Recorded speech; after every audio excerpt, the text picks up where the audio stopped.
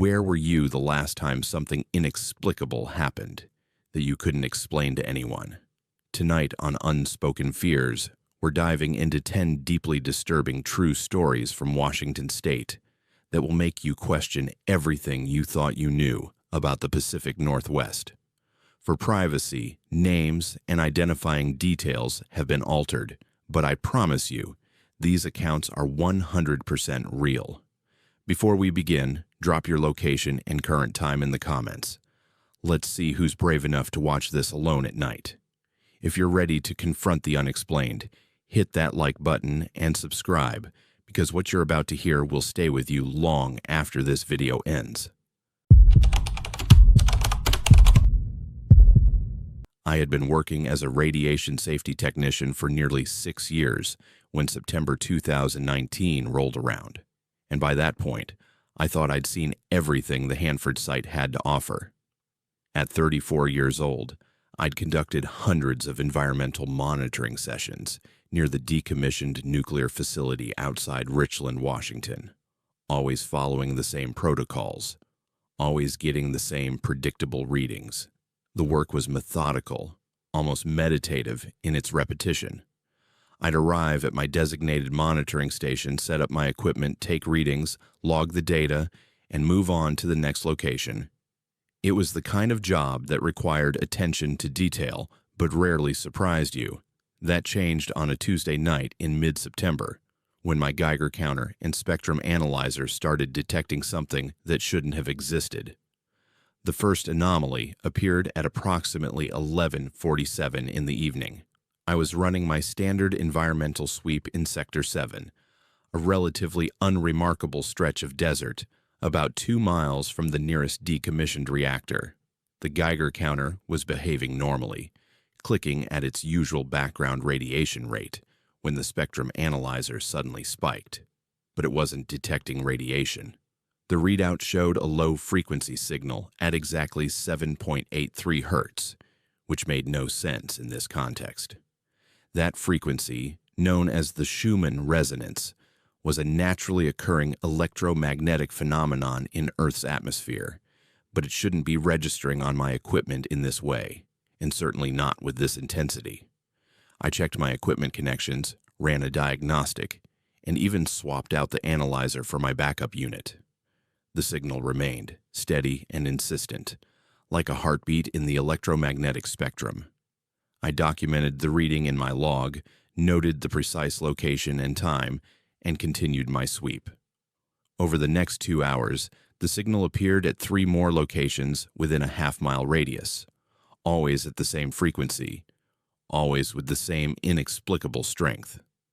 By the time I packed up my equipment at 2 in the morning, I had a headache building behind my eyes and a strange metallic taste coating my tongue.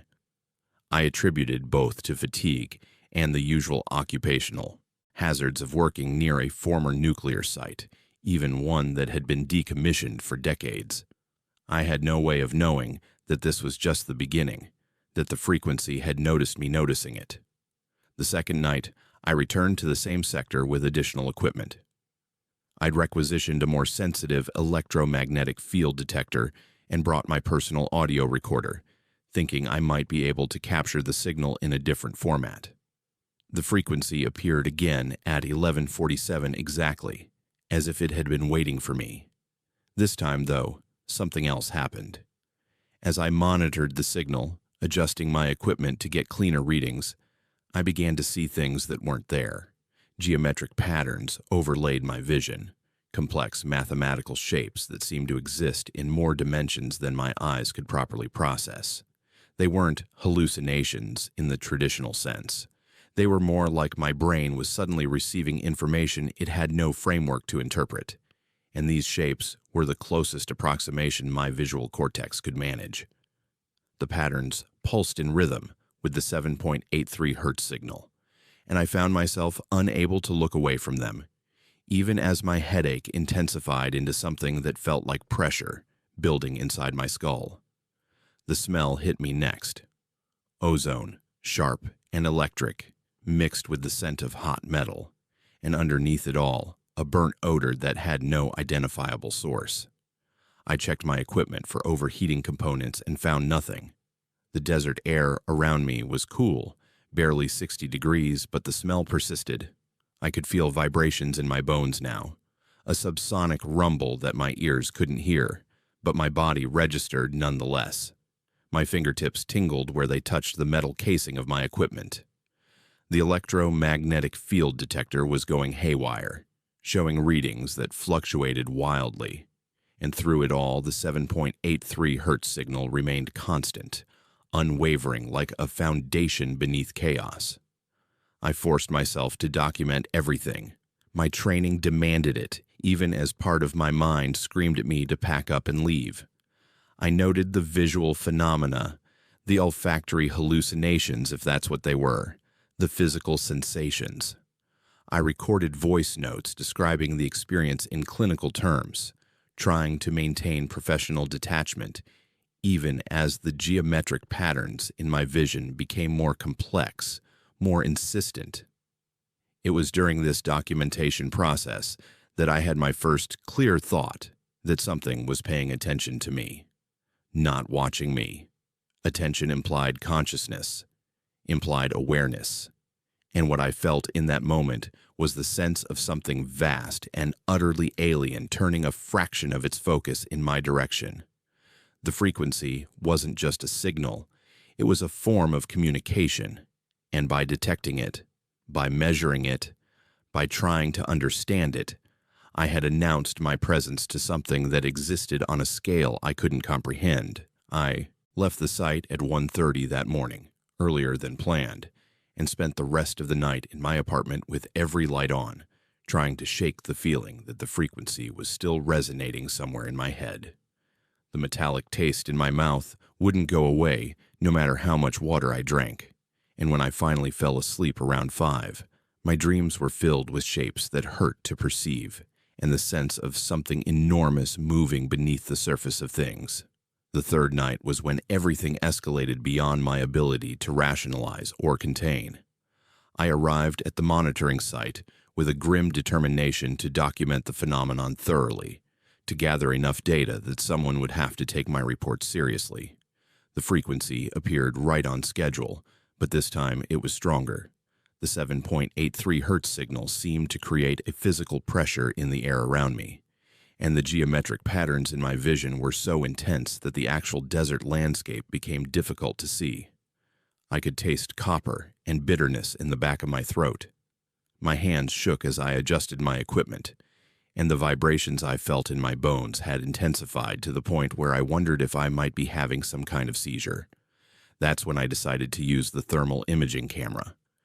It was a piece of equipment I'd brought on impulse, thinking it might detect heat signatures associated with the electromagnetic anomalies. What I saw through the thermal viewfinder would haunt me for the rest of my life. Massive shapes were moving beneath the desert floor, heat signatures that were impossibly large, impossibly deep. They weren't moving through the ground in any conventional sense. They were there and not there simultaneously, as if the thermal camera was detecting something that existed partially in regular space and partially somewhere else.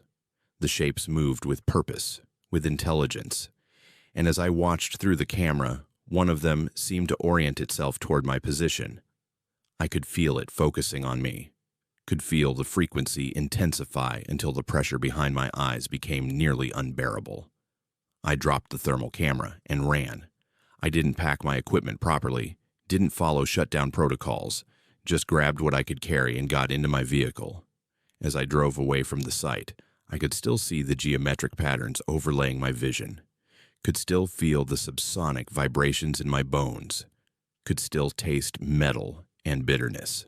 The frequency had gotten inside me somehow, had changed something fundamental about how I perceived reality. When I finally stopped shaking enough to think clearly, I realized I'd driven 40 miles in the wrong direction and had no memory of the journey. The next day, I filed a comprehensive report detailing everything I'd experienced. I included all my data, all my recordings, every measurement and observation. I expected skepticism, expected to be sent for medical evaluation, expected anything except what actually happened. My supervisor read the report, made a few phone calls, and then quietly confiscated all of my equipment and data. Within hours, I was reassigned to a completely different sector, one nowhere near where I detected the frequency. When I pressed for explanations, when I demanded to know what was being done about the phenomenon, I was told firmly that the matter was being handled and that I should consider the incident closed, but I couldn't let it go. I started digging through old records, using my access credentials to search archived reports from previous years. What I found both validated my experience and deepened my dread. In 1967, nearly identical phenomena had been reported by a team of 3 technicians working in the same general area. Their reports described the same 7.83 hertz signal, the same visual distortions, the same sense of something vast and aware beneath the surface. The investigation had been abruptly discontinued after 2 weeks, and all 3 technicians had been transferred to different facilities. One had resigned within a month. The other 2 had continued working for Hanford, but never returned to environmental monitoring duties. I tried to track them down, to ask them what they'd experienced, but discovered that all 3 were deceased. One from a brain aneurysm in 1972, one from suicide in 1984, and one from early onset dementia in 1995. I copied what files I could before my access was revoked.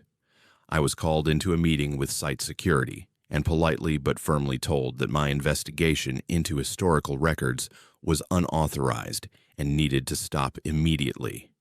They didn't threaten me explicitly, but the implication was clear.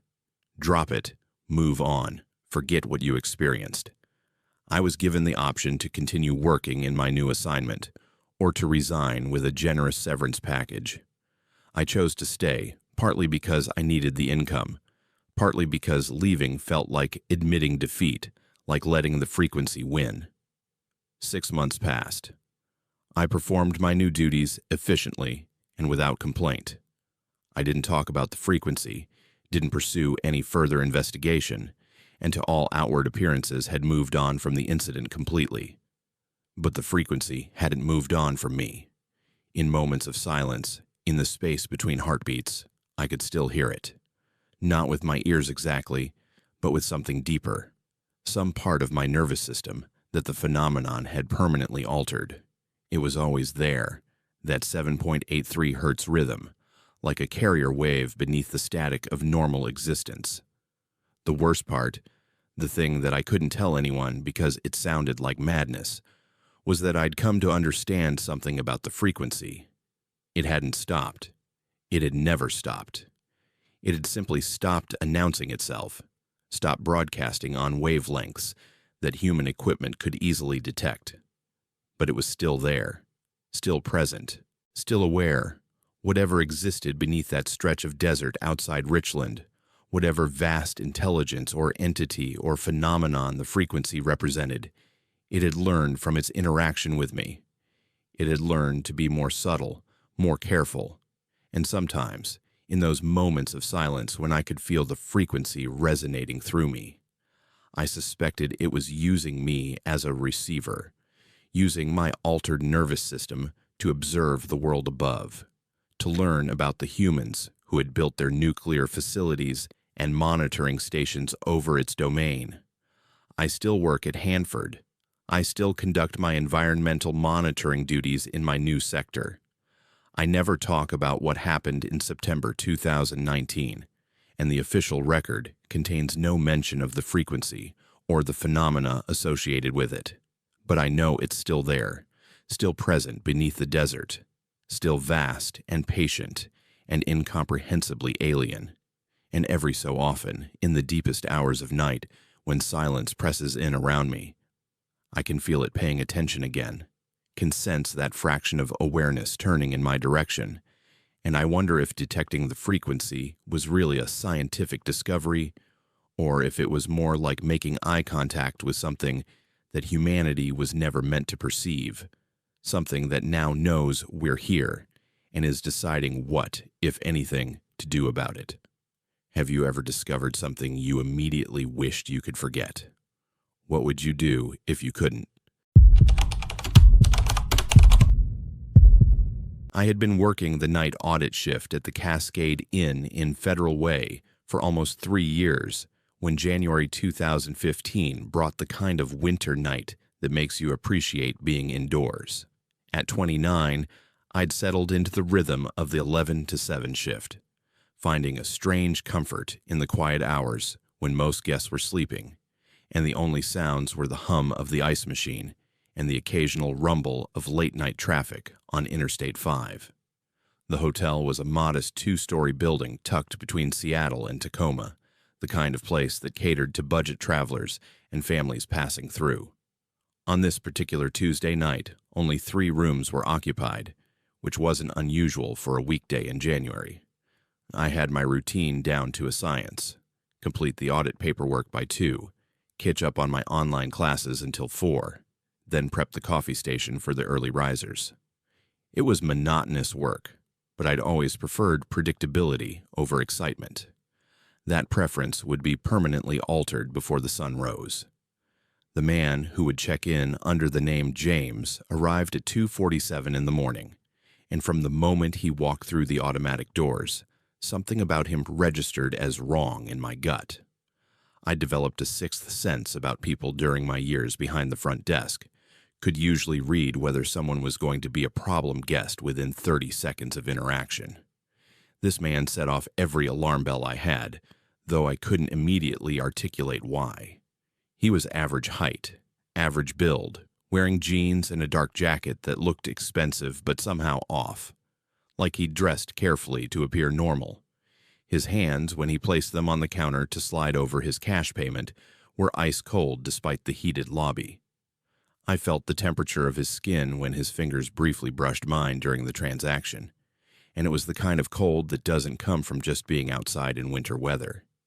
It was deeper than that, bone deep, like touching something that had been in a freezer. What struck me most were his clothes. They were damp, visibly so, with darker patches on the shoulders and down the front of his jacket. But it hadn't rained in Federal Way for 3 days, and the weather forecast showed clear skies. I almost asked him about it, some automatic hospitality reflex, wanting to offer a towel or express concern, but something stopped me. Maybe it was the way he stared at me while I processed his information, not quite making eye contact but focusing somewhere around my throat.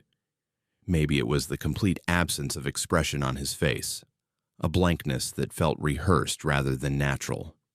He paid in cash, exact change, which eliminated the need for me to touch his hands again. When I handed him the key card for room 219, he took it without thanking me and walked toward the stairs without another word. I watched him disappear up the stairwell, and the moment he was out of sight, I locked the door to the back office. It wasn't policy to lock it during shift, but my hands moved on their own, turning the deadbolt with a quiet click that felt necessary in a way I couldn't explain. I sat at the desk and tried to return to my audit work, but my attention kept drifting to the security monitors. The hotel had cameras covering the parking lot, both stairwells, and each hallway on both floors. I pulled up the second-floor hallway feed and watched James walk slowly past the occupied rooms, 214 and 207, before reaching 219. He stood outside his door for almost a full minute before using the key card, and in that minute, he turned his head to look at each of the other doors on the floor with what I could only describe as assessment, like he was cataloging which rooms had people in them, measuring distances, planning something. I told myself I was being paranoid, that working alone at night was making me jumpy, that the man was probably just an odd traveler who'd gotten caught in some weather elsewhere and was tired from his drive. But I kept the office door locked anyway, and I kept one of the security feeds visible on my computer screen while I worked. The chlorine smell from the indoor pool area seemed stronger than usual, mixing with something else I couldn't identify, something metallic that made me think of the taste you get in your mouth before a nosebleed. I got up and checked that the main entrance was secure, testing the doors twice, even though I could see on the monitor that they were locked. The lobby felt too bright suddenly, too exposed with its floor-to-ceiling windows facing the parking lot. Anyone outside could see in perfectly, could watch me moving around behind the desk, could see that I was alone. At 4:15 in the morning, the phone at the front desk rang with an internal call from room 214. I answered with my practiced greeting, but before I could finish saying the hotel name, a woman's voice cut through, screaming words that tumbled over each other too fast to fully comprehend. I caught fragments. Someone's trying. He's breaking. Please help. Then I heard sounds in the background that made my blood freeze. A struggle, furniture overturning, the woman's scream cutting off into something worse, a wet choking sound that no training manual prepares you for. I was shouting into the phone, asking what was happening, saying I was calling the police, but the line had gone dead silent. Not disconnected silent, but the kind of silence that means someone is still there, listening, breathing. Then I heard it. Through the phone, crystal clear. Footsteps, slow and deliberate, moving away from wherever the struggle had happened. A door opening. The call ended with a click that seemed impossibly loud in my ear. My hands were shaking so badly I almost dropped the phone when I immediately dialed 911. While I gave the dispatcher information, my address and room number, and frantic description of what I'd heard, my eyes were locked on the security monitor showing the second-floor hallway. The door to 214 remained closed. The hallway was empty, but I could see the door to 219 slowly opening. James stepped into the hallway. Even through the grainy security footage, I could see that his clothes were different now, wetter than before, with dark stains that hadn't been there at check-in.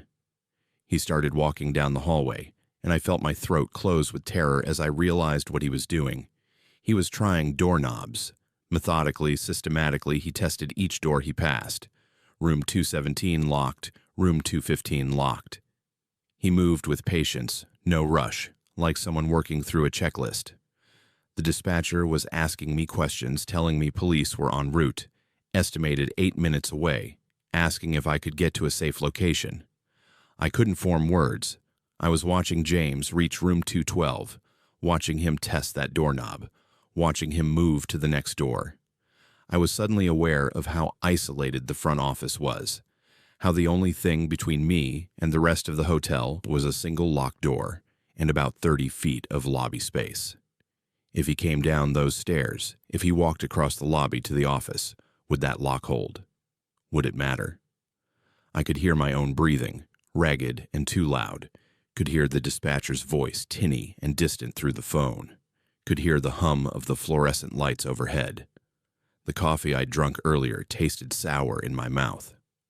My palms were sweating, despite the air conditioning that suddenly seemed too cold. On the monitor, James had reached the end of the hallway and turned around, walking back the way he'd come, still testing doors, still methodical, still completely expressionless. The police arrived in 6 minutes, though it felt like hours. I heard the sirens, saw the flashing lights through the lobby windows, and felt something inside me collapse with relief. I stayed in the locked office until I heard officers in the lobby calling for me, and even then my hands shook so badly I could barely turn the deadbolt. There were 4 officers, and they moved with swift efficiency that made me feel slightly less like I was drowning. 2 went upstairs immediately, while the other 2 stayed with me, asking questions, radioing their colleagues. Within minutes, I heard more sirens. Ambulance, I thought distantly. More police. The lobby was filling with people, radios crackling, urgent voices. An officer came down from the second floor and spoke quietly to his partner. I caught only pieces. Deceased, room 214, evidence of, and then something about room 219 being empty. Empty. James was gone. But how? There were only 2 exits on the second floor, both stairwells, both visible on security cameras I'd been watching. Unless he'd left during those chaotic minutes when the police arrived and I'd been focused on the lobby instead of the monitors. Unless he'd known exactly when to move, exactly how to slip away. The officer turned to me and asked if I had the registration information for room 219. I pulled it up with numb fingers. James.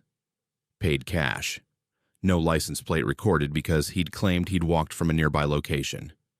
No phone number, no address. The name was certainly fake. The hotel became a crime scene. I gave my statement multiple times to different officers, then to detectives who arrived as dawn broke. I learned that the guest in room 214, a woman traveling alone for business, had been killed. I learned that when they searched room 219, they found evidence linking James to 3 other murders in other states. Photographs, identification cards, items that had belonged to victims. He'd been using hotels as temporary storage, moving his collection from place to place. The detectives told me I'd done everything right, that my call had been quick, that there was nothing more I could have done. They didn't tell me what exactly had been found in room 219, and I didn't ask, but I could see it in their faces.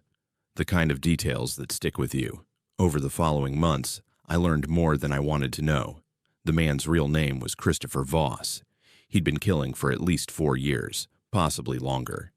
He targeted women traveling alone, used budget hotels where security was minimal, and night staff were often solo. The dampness of his clothes at check-in had been because he'd been in the hotel's pool area, had broken in through an exterior door hours before he officially checked in, had been watching, planning. The police never found him. Warrants were issued, his picture circulated, but Christopher Voss vanished as completely as he'd appeared.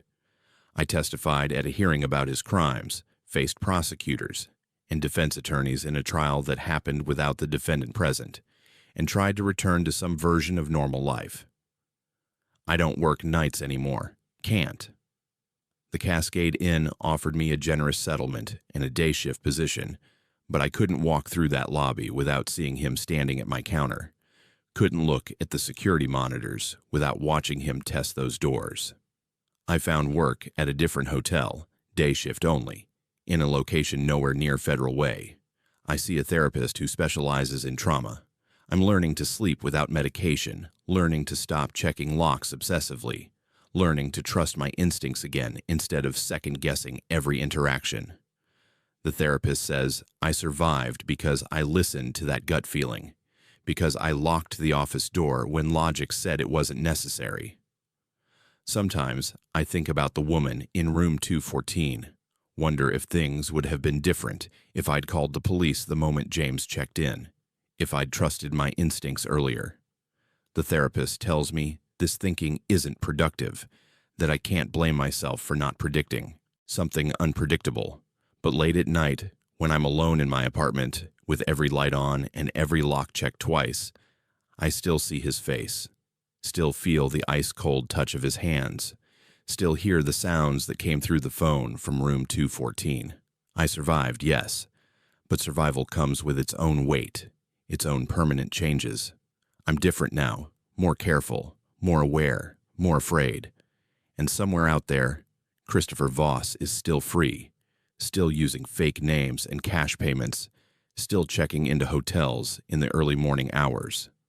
I hope someone else will trust their gut the way I did. I hope someone else will lock their door. Have you ever had a gut feeling so strong it saved your life? What did you ignore that you shouldn't have? I had spent 17 years studying fungi in the Pacific Northwest, and at 41, I thought I'd cataloged every species worth noting in the Olympic National Forest. My work as a field mycologist had taken me into some of the most remote sections of old-growth forest west of Port Angeles, places where cedar trees older than the country itself created canopies so thick that noon looked like twilight. October 2021 brought an unusually wet autumn, even by Washington standards, which meant ideal conditions for fungal growth and ideal conditions for my research grants to justify another season of fieldwork. I'd been documenting decay patterns in fallen Douglas fir when I found something that shouldn't have existed, something that would cost my assistant his life and leave me questioning whether human curiosity has boundaries that shouldn't be crossed. The fungus first appeared on a massive fallen log about 6 miles into the forest, accessible only by an unmarked trail that required bushwhacking through dense undergrowth. I had been working this particular grid section for 2 weeks, taking samples, photographing specimens, measuring moisture content, and decomposition rates. The log itself was probably 300 years old, a giant that had come down sometime in the past decade based on the decomposition stage. What caught my attention wasn't the typical shelf fungi or the delicate coral formations I expected to find. It was a growth pattern I'd never seen before, a webbing of mycelium that seemed to pulse with faint bioluminescence, even in the gray afternoon light filtering through the canopy. The fruiting bodies were small, no larger than my thumbnail, but they glowed with a blue-green luminescence that reminded me of foxfire. Except foxfire doesn't glow this brightly in daylight, doesn't create patterns this geometric, doesn't make the air around it smell sweet and rotten simultaneously. My training kicked in immediately. Unknown species meant careful documentation and sample collection following strict protocols.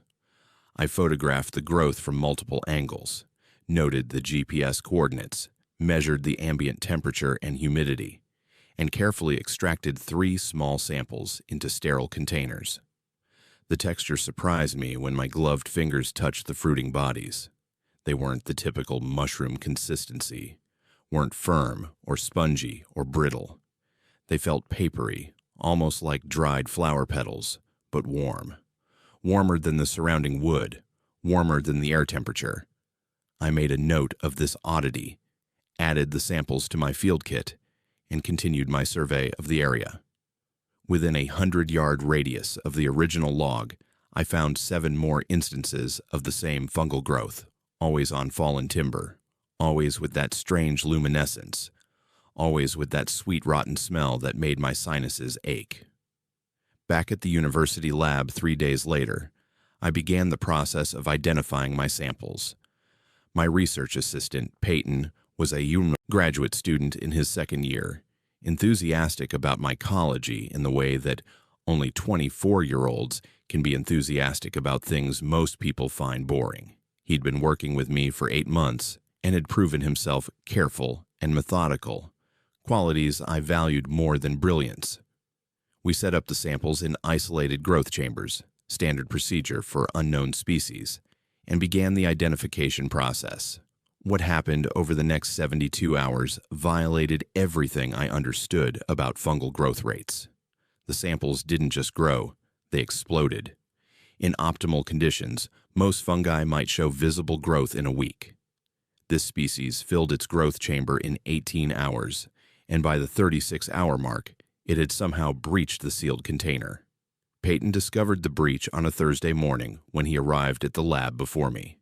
He called immediately, voice tight with concern, but not panic, not yet.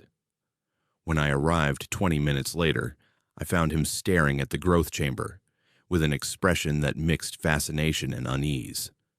The fungus had cracked the polycarbonate container from the inside, not shattered it, but created a web of fractures that allowed thread-like hyphae to extend into the surrounding air. More disturbing was the fact that it had released spores despite the controlled environment specifically designed to prevent sporulation. The air filtration system should have caught anything, but when I checked the filters, I found them clogged with a density of spores that suggested massive reproduction, far beyond what such a small sample should produce. The blue-green bioluminescence was brighter now, bright enough to cast shadows in the lab, and the sweet rotten smell had intensified into something that made my eyes water.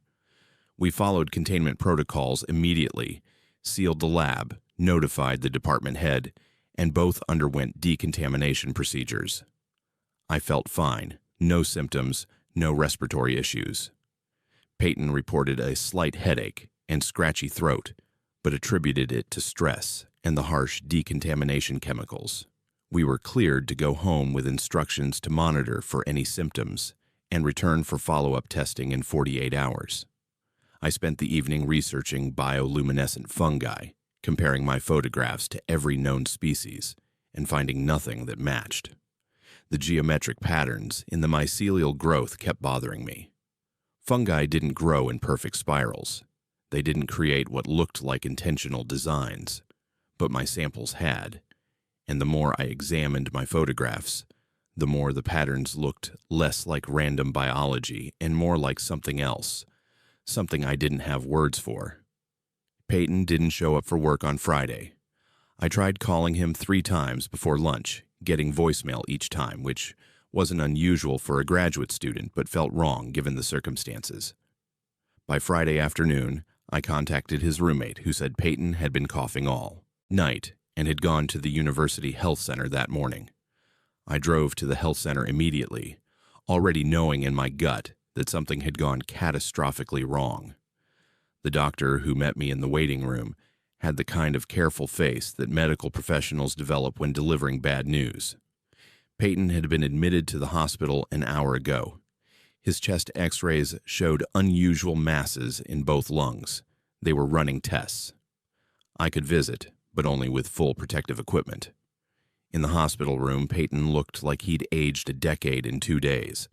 His breathing was labored, assisted by oxygen, and when he coughed, I could hear the wet, congested sound that meant fluid accumulation.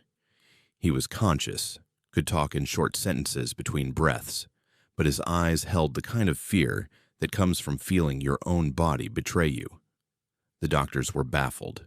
The masses in his lungs were growing, visibly growing on successive x-rays taken just hours apart.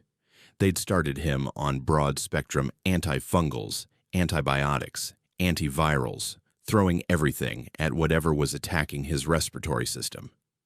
I stood by his bed, held his hand through the nitrile glove, and promised him we'd figure this out.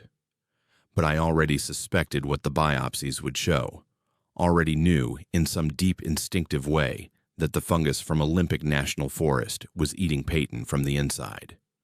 The biopsy results confirmed it on Saturday morning. Fungal colonies, extensive and aggressive, growing in the lung tissue with a speed that shouldn't be biologically possible. More horrifying, the pathologist noted that the fungal hyphae weren't just destroying tissue. They were integrating with it, wrapping around blood vessels, interfacing with nerve cells in a way that suggested parasitic intelligence rather than simple infection. The species matched my samples exactly. Peyton deteriorated rapidly over the weekend. By Sunday, the fungal growth had spread to his brain. I watched the CT scans with the infectious disease team, watched the white masses blooming through the gray matter of Peyton's brain tissue, and felt something break inside my professional detachment. This wasn't science anymore. This was horror. Peyton died on Tuesday morning, 6 days after the initial exposure.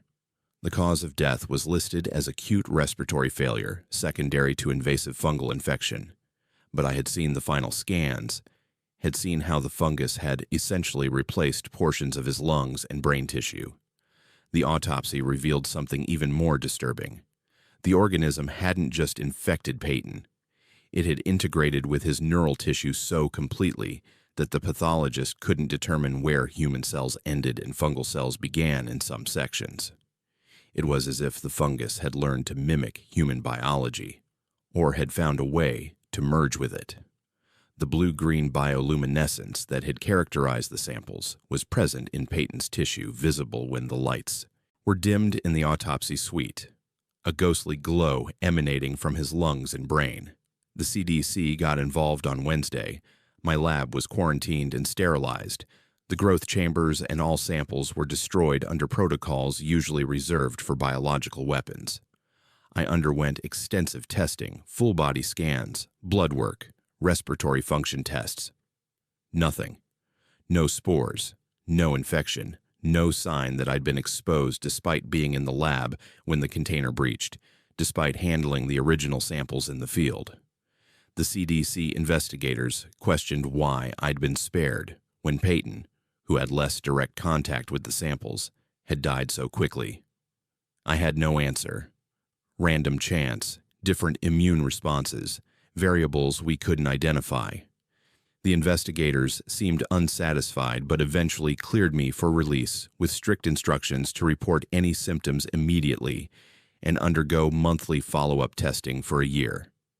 The forest location where I found the fungus was quarantined, A half-mile radius around the GPS coordinates marked as closed for environmental hazard assessment. I wasn't allowed to return, wasn't given access to any follow-up investigation. Through unofficial channels, through colleagues who knew colleagues, I heard fragments. The quarantine team had found more of the fungus, much more. And they'd found deer carcasses, at least a dozen, with fungal blooms emerging from their bodies in the same blue-green bioluminescence. The deer hadn't died from predation or disease. They'd been consumed from within, same as Peyton, their bodies serving as incubators for something that the CDC still couldn't fully classify or understand. 2 years have passed since October 2021. I no longer do field work, can't bring myself to enter the forest, can't handle the smell of decomposing wood or the sight of any fungal growth without my chest tightening with panic. I teach now undergraduate courses in basic biology, nothing involving fungi, nothing requiring research. The monthly testing continues, though the CDC has scaled it back to quarterly. I remain infection-free, which should feel like relief, but instead feels like cosmic randomness, like I survived a lottery that killed Peyton for no reason except being in slightly different position when the container breached, or breathing at a slightly different moment, or possessing some genetic factor no one can identify. The official story says Peyton died from an unknown pathogen, environmental exposure during fieldwork. A tragic accident. His family was compensated. The university updated its safety protocols. The forest section remains closed, officially for trail maintenance, indefinitely.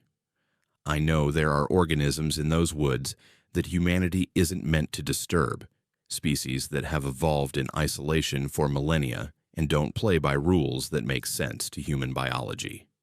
I know that my samples, my careful scientific documentation, my desire to catalog and understand, awakened something that cost a 24-year-old graduate student his life.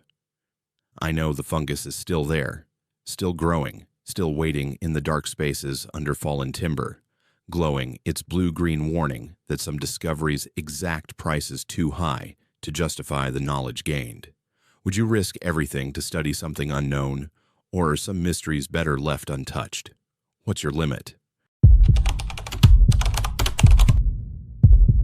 I had been working as a deckhand for Washington State Ferries for nearly 18 years when March 2008 brought a fog so thick that the 10:30 evening crossing from Seattle to Bainbridge Island felt less like a boat ride and more like traveling through absolute nothingness. At 52 years old, I'd made this particular route thousands of times, knew every vibration of the engine, every creak of the metal deck, every sound the vessel made as it cut through Puget Sound's dark waters.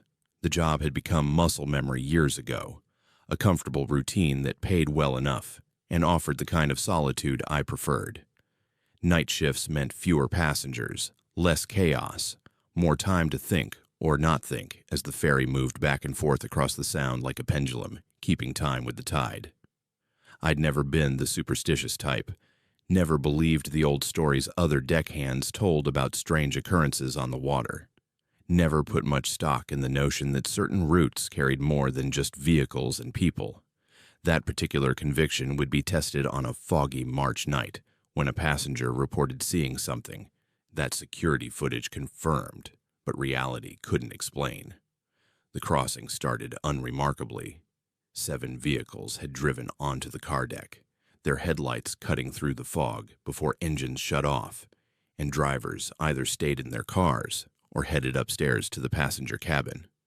A handful of walk-on passengers, maybe 9 or 10, had boarded as well. Most of them commuters who made this trip regularly and knew to dress warm for the outdoor observation decks. I performed my standard checks, ensured all vehicles were properly secured, confirmed passenger count with the purser, and took my position on the main deck as the ferry pulled away from the Seattle terminal. The fog was remarkable even for March, the kind that muffles sound and distorts distance, making the city lights disappear within seconds of departure. The water was calm, barely a ripple, and the ferry's horn sounded muted, and strange as it announced our passage into the shipping lanes. About 15 minutes into the crossing, a passenger approached me near the starboard stairs. The man was maybe 40, wearing business casual clothes and carrying a briefcase, looking like 100 other commuters I'd seen over the years. But his expression held genuine concern rather than the typical ferry passenger complaints about cold or schedules. He told me there was a woman standing at the stern rail, alone, and she'd been staring into the water without moving for several minutes. The way he said it suggested worry beyond simple curiosity, the kind of concern you feel when you think someone might be contemplating jumping. I thanked him and headed toward the stern immediately, my boots making hollow sounds on the metal deck as I walked through the fog that seemed to thicken with each step. The stern deck was empty when I arrived. I checked the entire area, methodically, looked over the railing to ensure no one had gone into the water, examined the life ring stations to see if any had been disturbed. Nothing. The deck was completely deserted. Just fog and the churning wake behind the ferry, disappearing into gray nothingness. I radioed the bridge, reported the passenger concern, confirmed that no emergency had occurred. The watch officer suggested checking the security footage to see if anyone had been there, and I agreed to review it once we docked. I returned to the businessman who'd made the report and explained that the stern was clear. Perhaps the woman had gone back inside before I arrived. The man seemed confused but accepted this explanation, though he mentioned the woman had been wearing strange clothing, like something from an old movie, a dark dress with a fitted waist and padded shoulders that looked decades out of style. After docking at Bainbridge and beginning the return crossing, I went to the small security office and reviewed the footage from the stern deck camera. What I saw made my skin prickle despite the cabin's warmth. At 10:47, exactly when the businessman would have been noticing her, a figure appeared on the footage.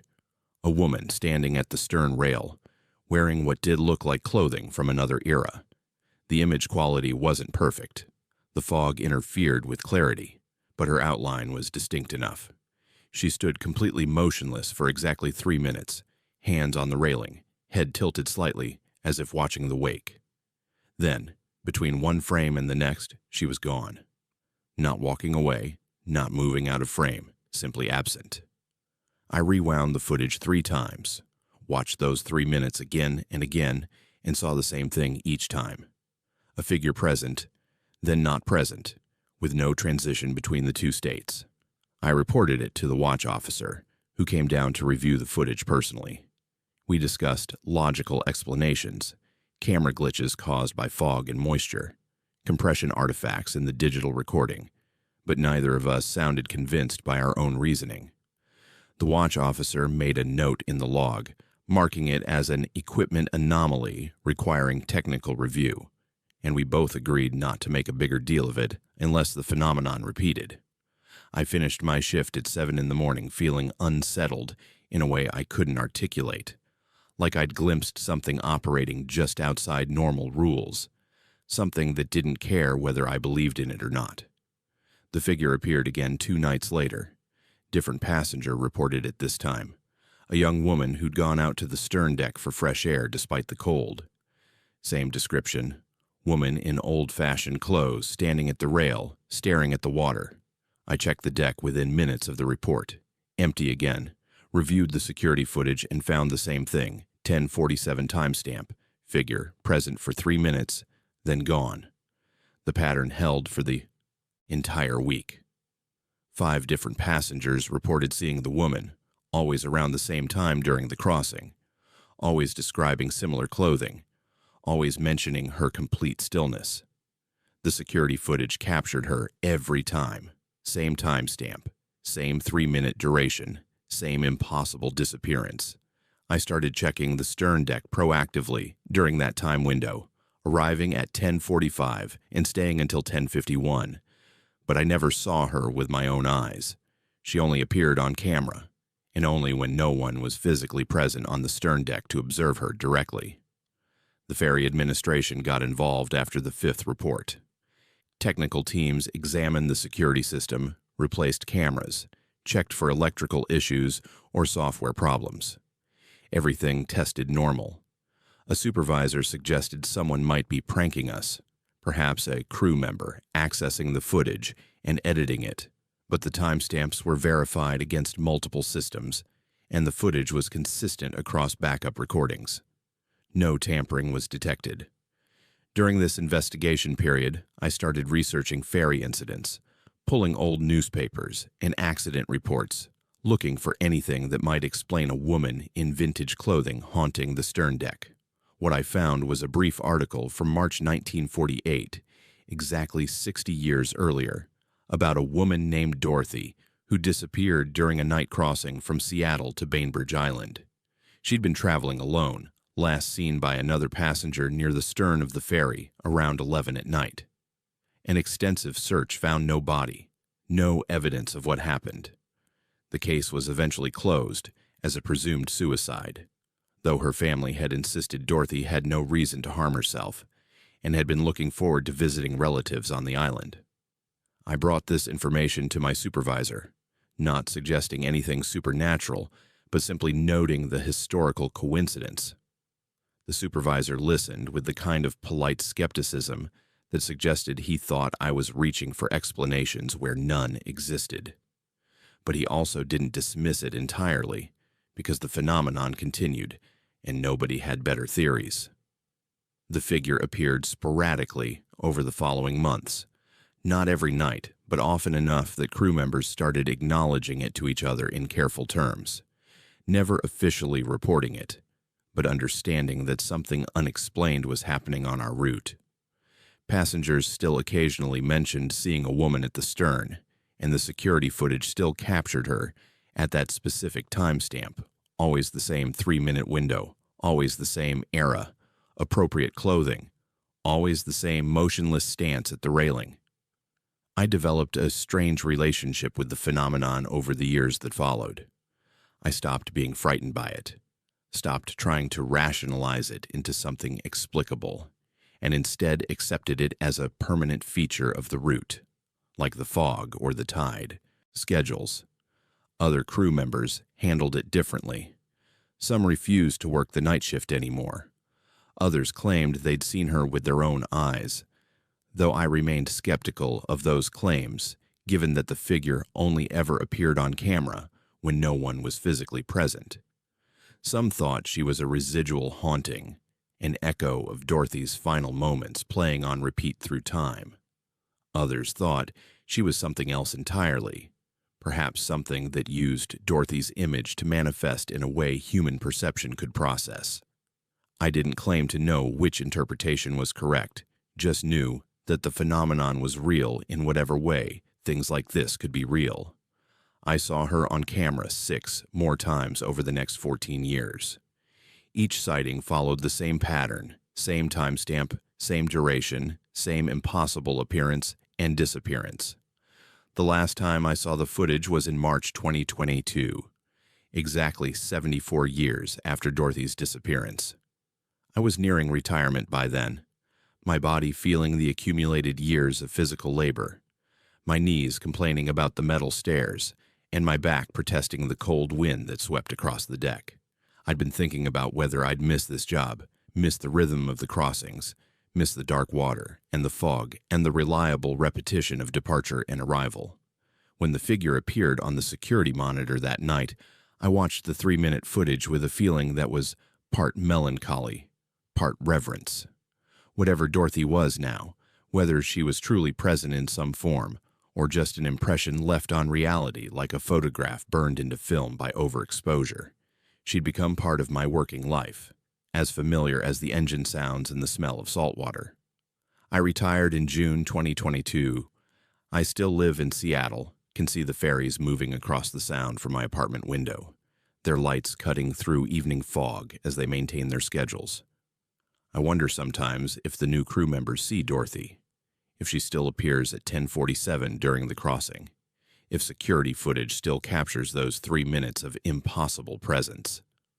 I wonder if she's bound to that specific route, or if she's moved on to whatever comes after life ends in dark water on a March night. I wonder if my retirement means anything to something that exists outside normal time, that appears in the present, while being anchored to the past. The wondering doesn't disturb me anymore. Some questions don't have answers, some phenomena can't be explained, and some passengers never really leave the ferry even when their physical bodies disappeared decades ago. The water keeps its secrets, and the fog makes everything uncertain. And somewhere between Seattle and Bainbridge Island, a woman in 1940s clothing still stands at the stern rail, staring into the wake, neither fully present nor completely absent, existing in a state that defies simple categorization as real or unreal, there or not there. Have you ever witnessed something repeat itself in impossible ways? Or would one time be enough to haunt you forever? My name is Hattie, and I was 26 years old working the overnight shift as a video editor at a local news station in Spokane when July 2017 brought the kind of summer night that makes you forget the sun exists. The station operated 24 hours, but most of the real work happened during daylight when reporters chased stories and cameramen captured footage. My job was quieter, less glamorous. I sat in a dim edit bay reviewing raw footage, cutting segments for the morning broadcast, fixing audio issues, and making sure nothing embarrassing made it to air. It was solitary work that suited me fine. I liked the silence, liked having the building mostly to myself, liked the glow of multiple monitors being the only light in my workspace. The pay was decent for entry-level media work, and I was building a portfolio that might eventually lead somewhere better. I had no reason to think that reviewing routine traffic helicopter footage would lead me to see something that would make me question what's hidden in the content we consume every single day. The footage came in around midnight on a Tuesday, standard aerial shots from our traffic helicopter, the kind we used for morning drive time reports to show commuters where accidents or construction might slow them down. The pilot had flown his usual route between 4 and 5 that morning, capturing sweeping views of highways, interchanges, and the downtown corridor. My job was to scan through roughly 90 minutes of continuous footage, mark the usable segments, and flag anything interesting for the morning producers. I'd done this same task hundreds of times. Highway footage is mind-numbingly boring. Just cars moving in predictable patterns, occasional traffic backups, the geometric repetition of roads and buildings from above. I was about 40 minutes into the review, half paying attention while sipping terrible break room coffee, when something in the background of a wide shot made me stop and rewind. The helicopter had been filming a broad view of the city's east side, camera angled to capture multiple highway routes simultaneously. The focus was on traffic flow, but in the upper left corner of the frame, I could see the rooftop of an abandoned hospital that had been closed since the early 2000s. Standing on that rooftop, completely motionless, was a figure. A person, I thought initially, though the distance made details difficult to discern. They stood with arms at their sides, facing toward the camera, or at least toward the general direction of the helicopter. What struck me immediately was the absolute stillness. No movement whatsoever, not even the slight shifts that living bodies make unconsciously. I zoomed in digitally, enlarging that section of the frame until pixelation started to degrade the image quality.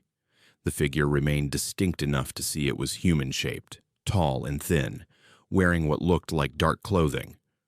But something about the proportions felt wrong in a way I couldn't immediately identify. I scrubbed through the footage slowly, watching the timestamp tick forward. The helicopter's camera captured the same general area for about 40 minutes of continuous recording as the aircraft circled its route, returning to similar vantage points from slightly different angles. I found 16 more shots where the rooftop was visible, and in every single one, the figure was there.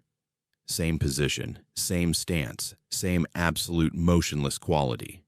The helicopter had been moving, the camera angle changing, the light shifting as dawn progressed, but the figure never moved. Not once. Not even to adjust balance or shift weight. I checked the metadata on the footage, confirmed the timestamps showed. These shots were spread across the pilot's entire morning flight from 4:23 until 5:07. 44 minutes of sporadic views, and in every frame where that rooftop appeared, the figure was present and stationary. I zoomed in on the best quality shot, the one where the helicopter had been closest and the morning light was strongest. That's when I noticed the face, or rather the absence of one. The figure's head was visible in profile, and where features should have been, there was just a smooth surface. No nose, no eye socket visible from the side angle, no mouth, no ear. Just a curved, featureless expanse like a mannequin that had never been detailed. My coffee suddenly tasted sour in my mouth. The edit bay felt colder despite the summer heat outside. I could hear the building's HVAC system humming through the vents, a sound I normally tuned out but which now seemed oppressively loud in the silence. My own breathing sounded harsh in the quiet room. I rubbed my eyes, thinking maybe fatigue was making me see things that weren't there. But when I looked back at the monitor, the figure remained unchanged, still impossibly smooth, where a face should have complex features. I needed a second opinion, needed to confirm I wasn't losing my mind. I saved the most relevant clips to a separate folder and called the helicopter pilot's cell phone, not caring that it was past 1 in the morning. He answered on the 4th ring, voice thick with sleep, clearly annoyed at being woken. I apologized and explained I was reviewing his morning footage, had a question about something I'd seen. Did he remember flying over the old St. Joseph Hospital? Had he noticed anything on the rooftop? There was a long pause before he answered, and when he did, his voice had lost its sleepy irritation and taken on a careful quality. He said he'd flown that route like always, hadn't noticed anything unusual, didn't remember the hospital specifically because he never paid much attention to abandoned buildings. Why was I asking? I told him there appeared to be someone on the roof in multiple shots. Another pause. Then he said that was impossible. He'd have seen anyone up there. The rooftop had been empty. He sounded certain, almost defensive, like I was questioning his competence. We agreed to meet at the station in an hour. I spent that time reviewing the footage again, frame by frame, looking for any indication this might be an equipment glitch or digital artifact. The figure remained consistent across every shot, always in the same location on the rooftop, always in that same stance. I checked footage from previous days, going back 2 weeks through our archived helicopter recordings. The rooftop had been empty in every prior flight.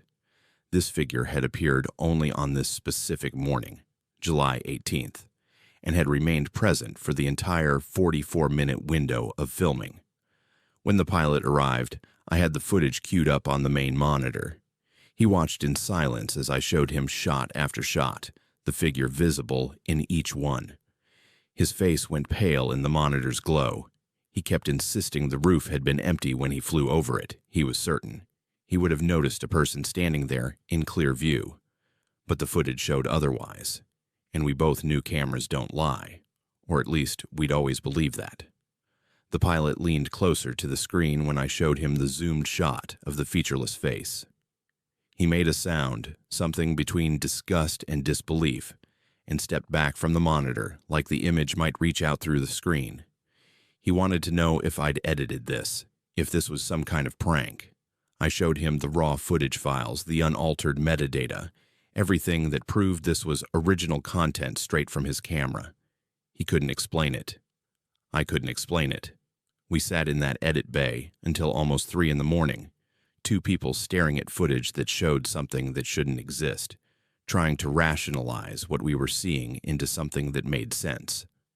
Maybe it was a maintenance worker who happened to be on the roof, though that didn't explain the motionlessness or the face.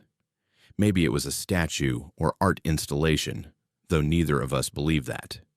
Maybe it was a technical glitch that created a human-shaped artifact, though the consistency across multiple angles and lighting conditions made that unlikely. I came in the next morning, my regular shift starting at 11 p.m., and immediately checked with the morning producers. Had they used any of the helicopter footage from yesterday? They confirmed they'd selected a few clips for the traffic segment. Standard stuff showing highway conditions. I pulled up the broadcast recording and watched. The clips they'd used were the same ones I'd reviewed, the same footage where the figure had been visible in the background. But when I checked the specific frames, zooming in on the hospital rooftop, the figure was still there. Viewers had watched that footage during their breakfast, had seen traffic reports with something impossible lurking in the background, and nobody had noticed because who pays attention to abandoned buildings in the corner of traffic shots? The thought made my stomach turn. How many times had we broadcast things we hadn't seen, hidden details in routine footage that only became visible when someone actually looked? My shift supervisor called me into his office around midnight. He'd heard I'd been asking about the helicopter footage, that I'd called the pilot in the middle of the night, that I was making claims about seeing something unusual. He had the careful, patient tone that adults use when dealing with someone they think is being irrational. He pulled up the footage on his computer and asked me to show him what I'd seen. I walked him through it, showed him the clips, pointed out the figure on the rooftop. He looked at it for a long time, his expression unreadable. Then he closed the file and told me it was probably nothing, likely a technical artifact or someone who'd been doing maintenance on the building. He thanked me for being thorough, but suggested I not mention this to other staff, didn't want to start rumors or create drama over what was almost certainly a mundane explanation. He told me not to include that footage in any future broadcasts just to be safe, and to consider the matter closed. But the matter wasn't closed for me. I went home that morning and couldn't sleep. I kept seeing that smooth, featureless face, kept thinking about the absolute stillness of the figure across 44 minutes of footage. I started going through our archived footage, years of helicopter recordings stored on our servers. I found 3 other instances, different dates, different locations, but the same type of figure appearing in background shots, one standing on a bridge overpass in footage from 2015, one in an empty parking structure in 2013, one on the roof of a warehouse in 2011. Always motionless, always with that wrong quality when you zoomed in close enough to see details, always present in multiple shots across extended time periods. I documented everything, created a presentation showing the pattern, brought it to my supervisor. He looked at it with increasing irritation and told me to drop it.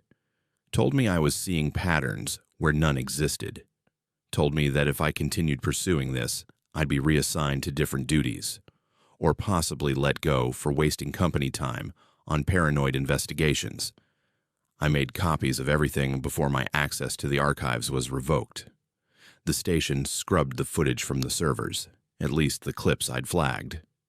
My supervisor explained this as routine maintenance, removing old files to free up storage space. But I knew better. They were erasing evidence of something they didn't want to acknowledge.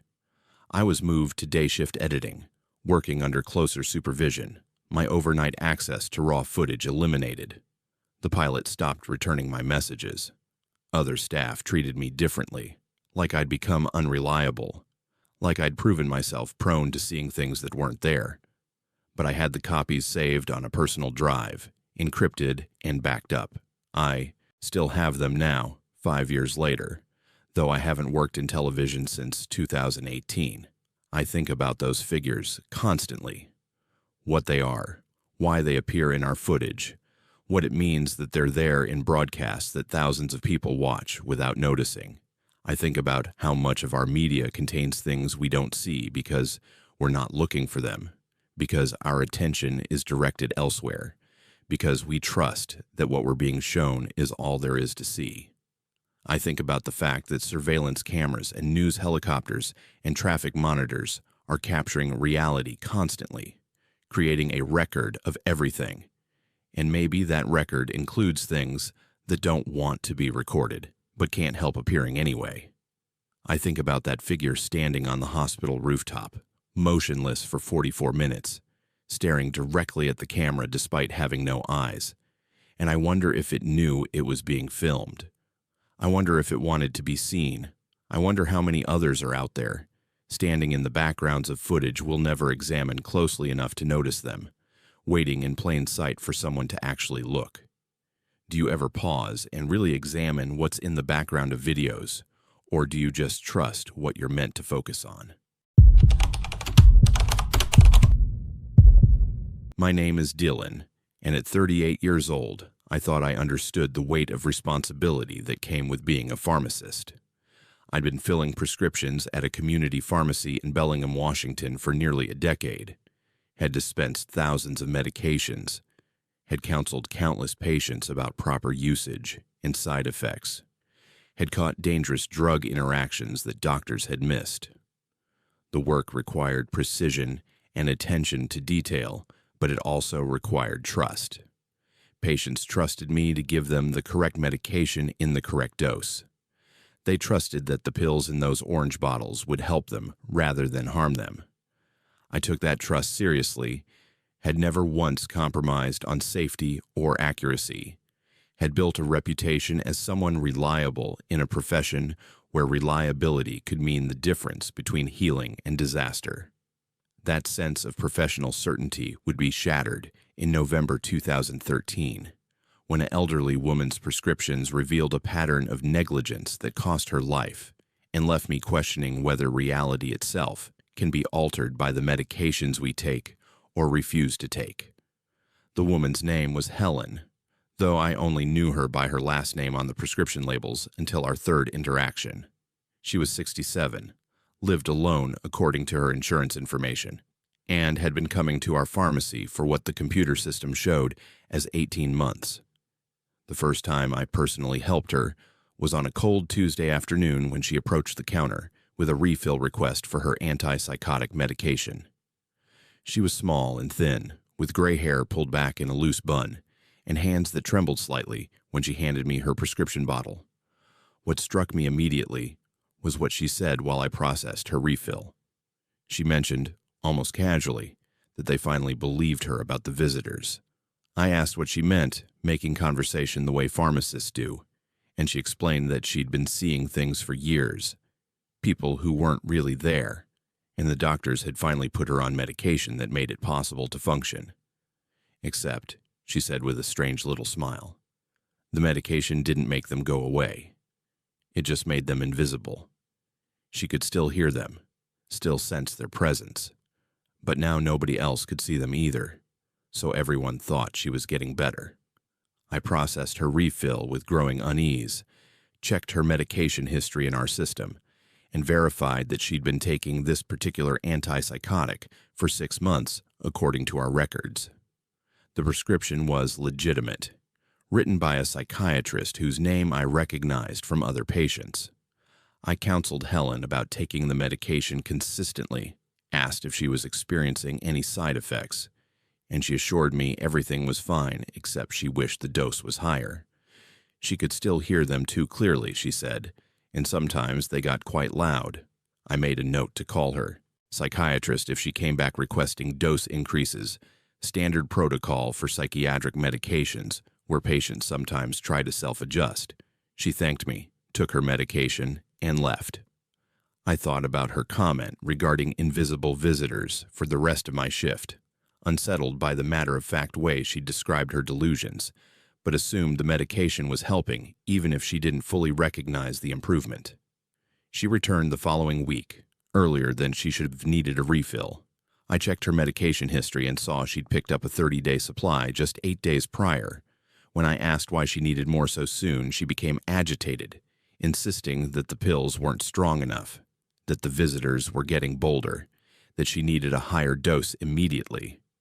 I explained I couldn't change her dose without authorization from her prescribing physician and offered to call the psychiatrist's office. Helen became more distressed, describing how the visitors had been moving her things, leaving marks on her walls, whispering things she couldn't quite understand, but knew were important. I gently suggested she contact her doctor directly and perhaps schedule an emergency appointment. She left without picking up a refill, muttering to herself about how nobody understood, how the medication was supposed to help but only made things worse. 2 days later, Helen's daughter called the pharmacy. She was frantic, explaining that her mother had been deteriorating rapidly over the past few months, exhibiting increasingly paranoid behavior, buying bizarre items like massive amounts of duct tape and aluminum foil covering her windows, writing symbols on her walls. The daughter had found journals where Helen documented her interactions with entities only she could perceive, detailed descriptions of beings that watched her constantly, touched her belongings, communicated in frequencies she could almost hear. The daughter wanted to know if there was something wrong with her mother's medication, if perhaps the dose needed adjustment, or if side effects might be causing the worsening symptoms. I pulled Helen's complete prescription history while the daughter talked, and what I found made my blood run cold. Helen had been prescribed the antipsychotic 18 months ago. That much was accurate. But when I examined the actual dispensing records, transaction by transaction, I noticed inconsistencies. For the first year, everything appeared normal. Regular monthly refills, appropriate quantities, standard copays. Then, starting about 6 months ago, right around the time I'd begun working more frequent day shifts and seeing Helen personally, something changed. The medication codes in the system didn't match. The pills Helen had been receiving weren't her prescribed antipsychotic. They were placebos, generic sugar pills that looked identical to her actual medication, but contained no active pharmaceutical ingredient. Someone had been systematically replacing her real medication with worthless substitutes, and she'd been deteriorating as her untreated psychiatric condition worsened month after month. I felt sick as I traced back through the records, trying to understand how this could have happened. Our pharmacy used multiple verification systems specifically to prevent this kind of error. Every prescription required a pharmacist's approval. Every fill was documented. Every medication had barcode verification. This wasn't an accident. This was deliberate. I cross-referenced the transaction logs with staff schedules and found that every single one of Helen's prescriptions during the 6-month period of substitution had been filled by the same pharmacist, my former colleague, who'd left the pharmacy 3 months ago. I remembered his departure had been sudden, remembered he'd cited family reasons and relocated out of state, but now I wondered if there had been more to his resignation than he'd admitted. I called Helen's daughter back and explained what I'd discovered, trying to keep my voice professional despite the rage and horror churning in my stomach. Her mother had been given placebos instead of her psychiatric medication for half a year. Her decline, her increasing paranoia and delusion, her inability to function, all of it was because she'd been unmedicated while believing she was being treated. The daughter started crying, asking how this was possible, how nobody had caught this, how I could let this happen to her mother. I had no good answers. I promised to report this immediately, to contact the Board of Pharmacy, to ensure Helen received proper medication going forward. The daughter told me it might be too late, that Helen had barricaded herself in her house and was refusing to let anyone inside, that she'd called the police that morning, claiming intruders were trying to break in when it had actually been the daughter trying to check on her. I immediately contacted my district manager and the Board of Pharmacy, filed formal reports, and began the investigation process. Helen's psychiatrist was notified and tried to reach out to her for emergency evaluation. The board investigated my former colleague and discovered he'd been substituting medications for multiple patients, not just Helen. He had severe gambling debts, had been stealing actual medications to sell on the black market, and replacing them with placebos to hide the theft. The board estimated he'd done this to at least 15 patients over an 8-month period before quitting and disappearing. They eventually tracked him down in Nevada and brought charges, but that didn't help Helen. 3 weeks after her daughter's phone call, Helen was found dead in her home. The official cause of death was listed as suicide. She'd left notes describing how the visitors had won, how they'd gotten inside her completely, how she could feel them moving beneath her skin and knew the only way to stop them was to stop herself. I testified at the trial against my former colleague. I described the substitution pattern, the systematic theft, the complete disregard for patient safety. He was convicted and sentenced to prison for multiple counts of fraud, theft, and criminally negligent homicide in Helen's case. The pharmacy where I worked faced lawsuits from affected patients, underwent extensive regulatory review, and implemented additional safety protocols. I was cleared of any wrongdoing since I discovered and reported the substitutions, but that clearance felt hollow.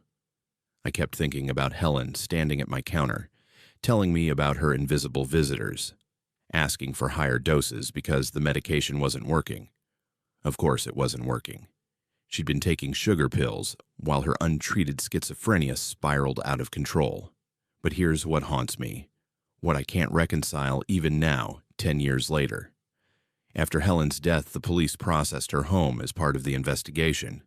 I saw photographs from the scene, read reports from the officers who'd entered after her body was discovered, the symbols she'd written on her walls, the patterns she'd documented in her journals. They matched things found in her house after her death. Objects had been moved in ways that matched her descriptions. Marks on surfaces that corresponded to what she'd claimed the visitors left behind.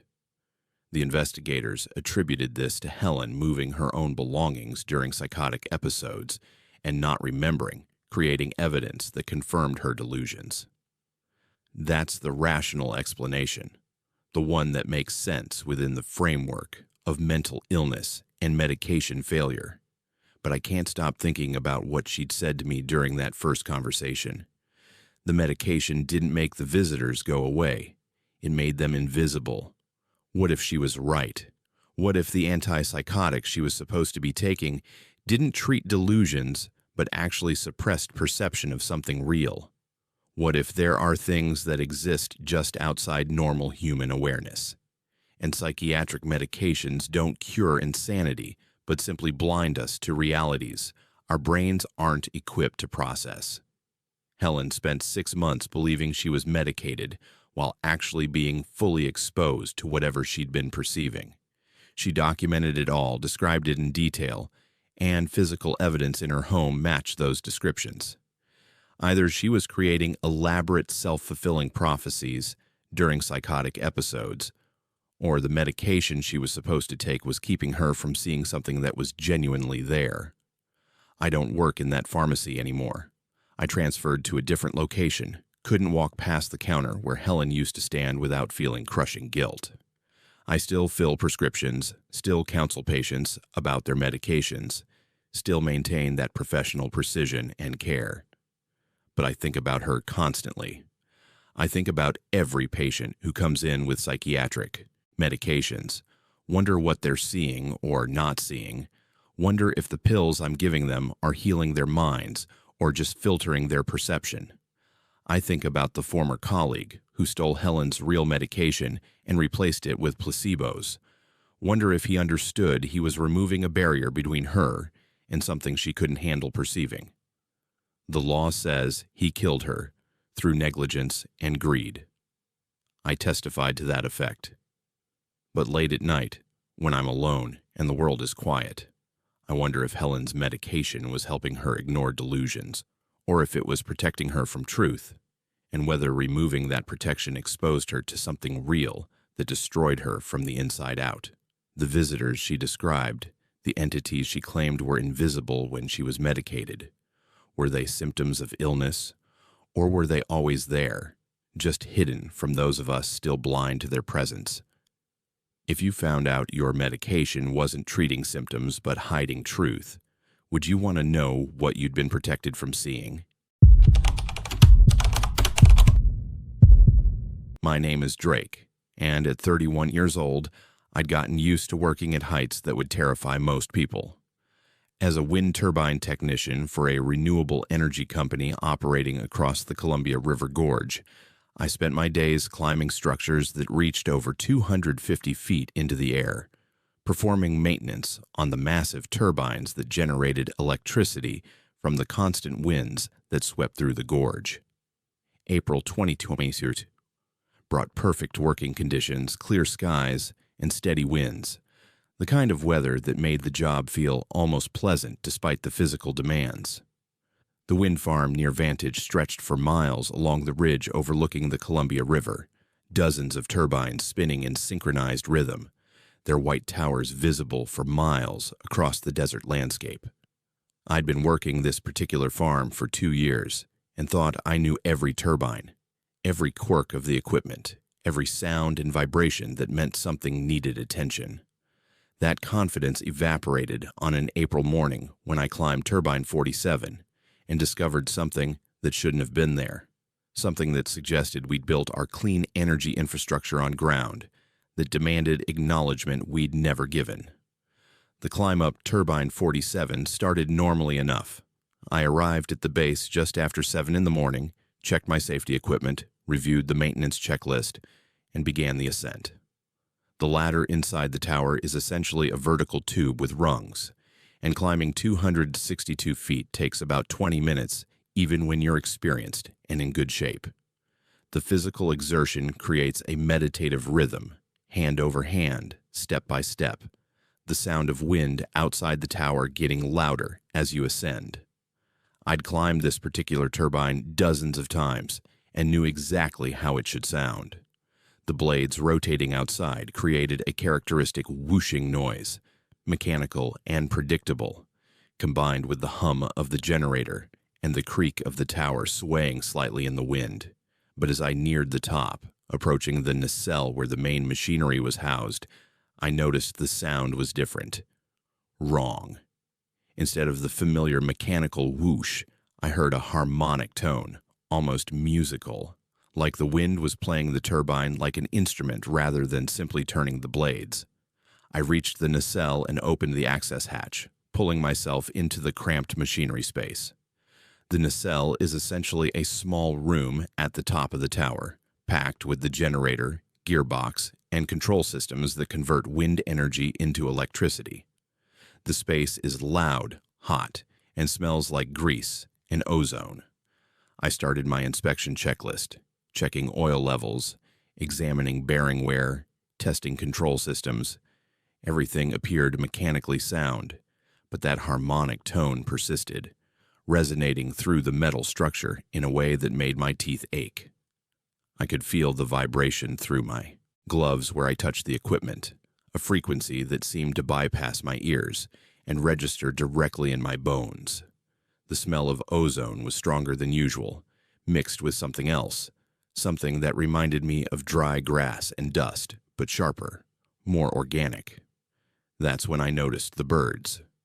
The nacelle has ventilation openings, and occasionally birds get inside, though usually they escape on their own or die trying. But these birds were arranged, deliberately. 7 of them, all the same species, small songbirds that were common in the area, laid out in a perfect circle around the central drive shaft. They hadn't been thrown there by the rotating machinery or deposited by wind. They'd been placed, positioned with their heads all pointing inward toward the shaft, their wings spread symmetrically. The birds had been dead for a while based on the condition of the bodies, maybe a day or 2, but there was no smell of decay, despite the heat in the nacelle. I'd seen plenty of dead birds around wind farms, occupational hazard in an industry that kills thousands of birds annually through blade strikes, but I'd never seen them arranged like this, never seen them positioned with such obvious intentionality. I radioed down to the ground crew, described what I'd found, and asked if anyone had been up in this turbine recently. The crew chief confirmed no one had accessed 47 in over a week. I took photographs of the arrangement, documented everything for the incident report I'd need to file, and carefully collected the birds into a waste bag. The harmonic tone continued while I worked, that strange musical quality underlying the normal mechanical sounds. I finished my inspection, found nothing mechanically wrong with the turbine, and descended feeling deeply unsettled in a way I couldn't articulate. When I reached the ground and checked my radio log, I discovered that 3 other technicians working different turbines that morning had reported identical findings. Same number of birds, same species, same circular arrangement around the central shaft. All 7 birds positioned with geometric precision that suggested intelligence behind the placement. We gathered at the base operations trailer, 4 technicians and the crew chief, and compared our findings. Turbines 12, 29, 47, and 63. No obvious pattern in the turbine numbers, but when someone pulled up a map and marked their locations, we saw they formed a rough line along the highest section of the ridge. The crew chief wanted a rational explanation.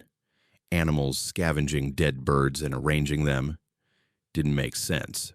Prankster gaining access to the turbines and leaving elaborate displays. Possible but unlikely given the physical difficulty of accessing the nacelles and the fact that it would have required climbing 4 different towers in a single night. Equipment vibrations somehow organizing the birds after they died inside. Physically impossible given the precision of the arrangements. We had photographs, physical evidence, multiple witnesses, and no explanation that fit the facts. The crew chief decided to bring in an older electrician who'd been working on the farm since its construction phase. His name was Roland, a 60-something guy with weathered skin and the kind of quiet competence that comes from decades of experience. When we showed him the photographs and described the findings, his expression didn't show surprise. Instead, he nodded slowly like he'd been expecting something like this and told us to take a break while he made some calls. He came back an hour later with a story that made the morning's discoveries feel less random and more like a response to something we'd been ignoring. During the initial construction of the wind farm back in 2019, there had been issues with the indigenous workers who'd been hired as part of the local labor requirements. Several of them had approached the construction supervisors and explained that building on this particular ridge was a mistake, that the area had significance in traditional beliefs, something about wind spirits and the need for proper acknowledgement when disturbing certain locations. The supervisors had dismissed this as superstition, maybe made token gestures toward cultural sensitivity, but ultimately the construction proceeded as planned. The indigenous workers had warned that building massive structures designed to capture and control wind in a location where wind was considered sacred would require offerings, would demand some form of recognition that we were taking something that didn't belong to us. The warnings were documented in some early project files and then forgotten as the construction moved forward and the turbines went operational. Roland explained that dead birds appearing in patterns wasn't unprecedented in the wind farm's short history. Maintenance crews had found similar arrangements 3 other times since operations began, always in groups of turbines, always the same species of birds, always in geometric patterns. The official policy was to remove and dispose of the birds, document the incident as the wildlife mortality, and move on. Management didn't want to acknowledge patterns that might suggest anything beyond random chance. Roland said some of the older crew members had started leaving small items at the base of certain turbines, little gestures of acknowledgement, even if they didn't fully understand or believe in the spiritual framework behind the practice. Nothing official, nothing sanctioned by the company, just personal acts of recognition that maybe something about this place demanded respect we weren't giving. The harmonic tone I'd heard, Roland said, had been reported before too, always on days when the bird arrangements appeared. Some technicians claimed certain turbines produce sounds they shouldn't be able to produce, frequencies that felt intentional rather than mechanical. The engineering teams had investigated, found nothing mechanically wrong, and attributed the sounds to unusual wind conditions or acoustic properties of the ridge. But the sounds continued, sporadic but recurring, and always associated with other phenomena, like the bird arrangements or equipment malfunctions that resolved themselves without intervention. We filed our incident reports that day, and I watched as they were processed through the system and reduced to mundane wildlife mortality statistics.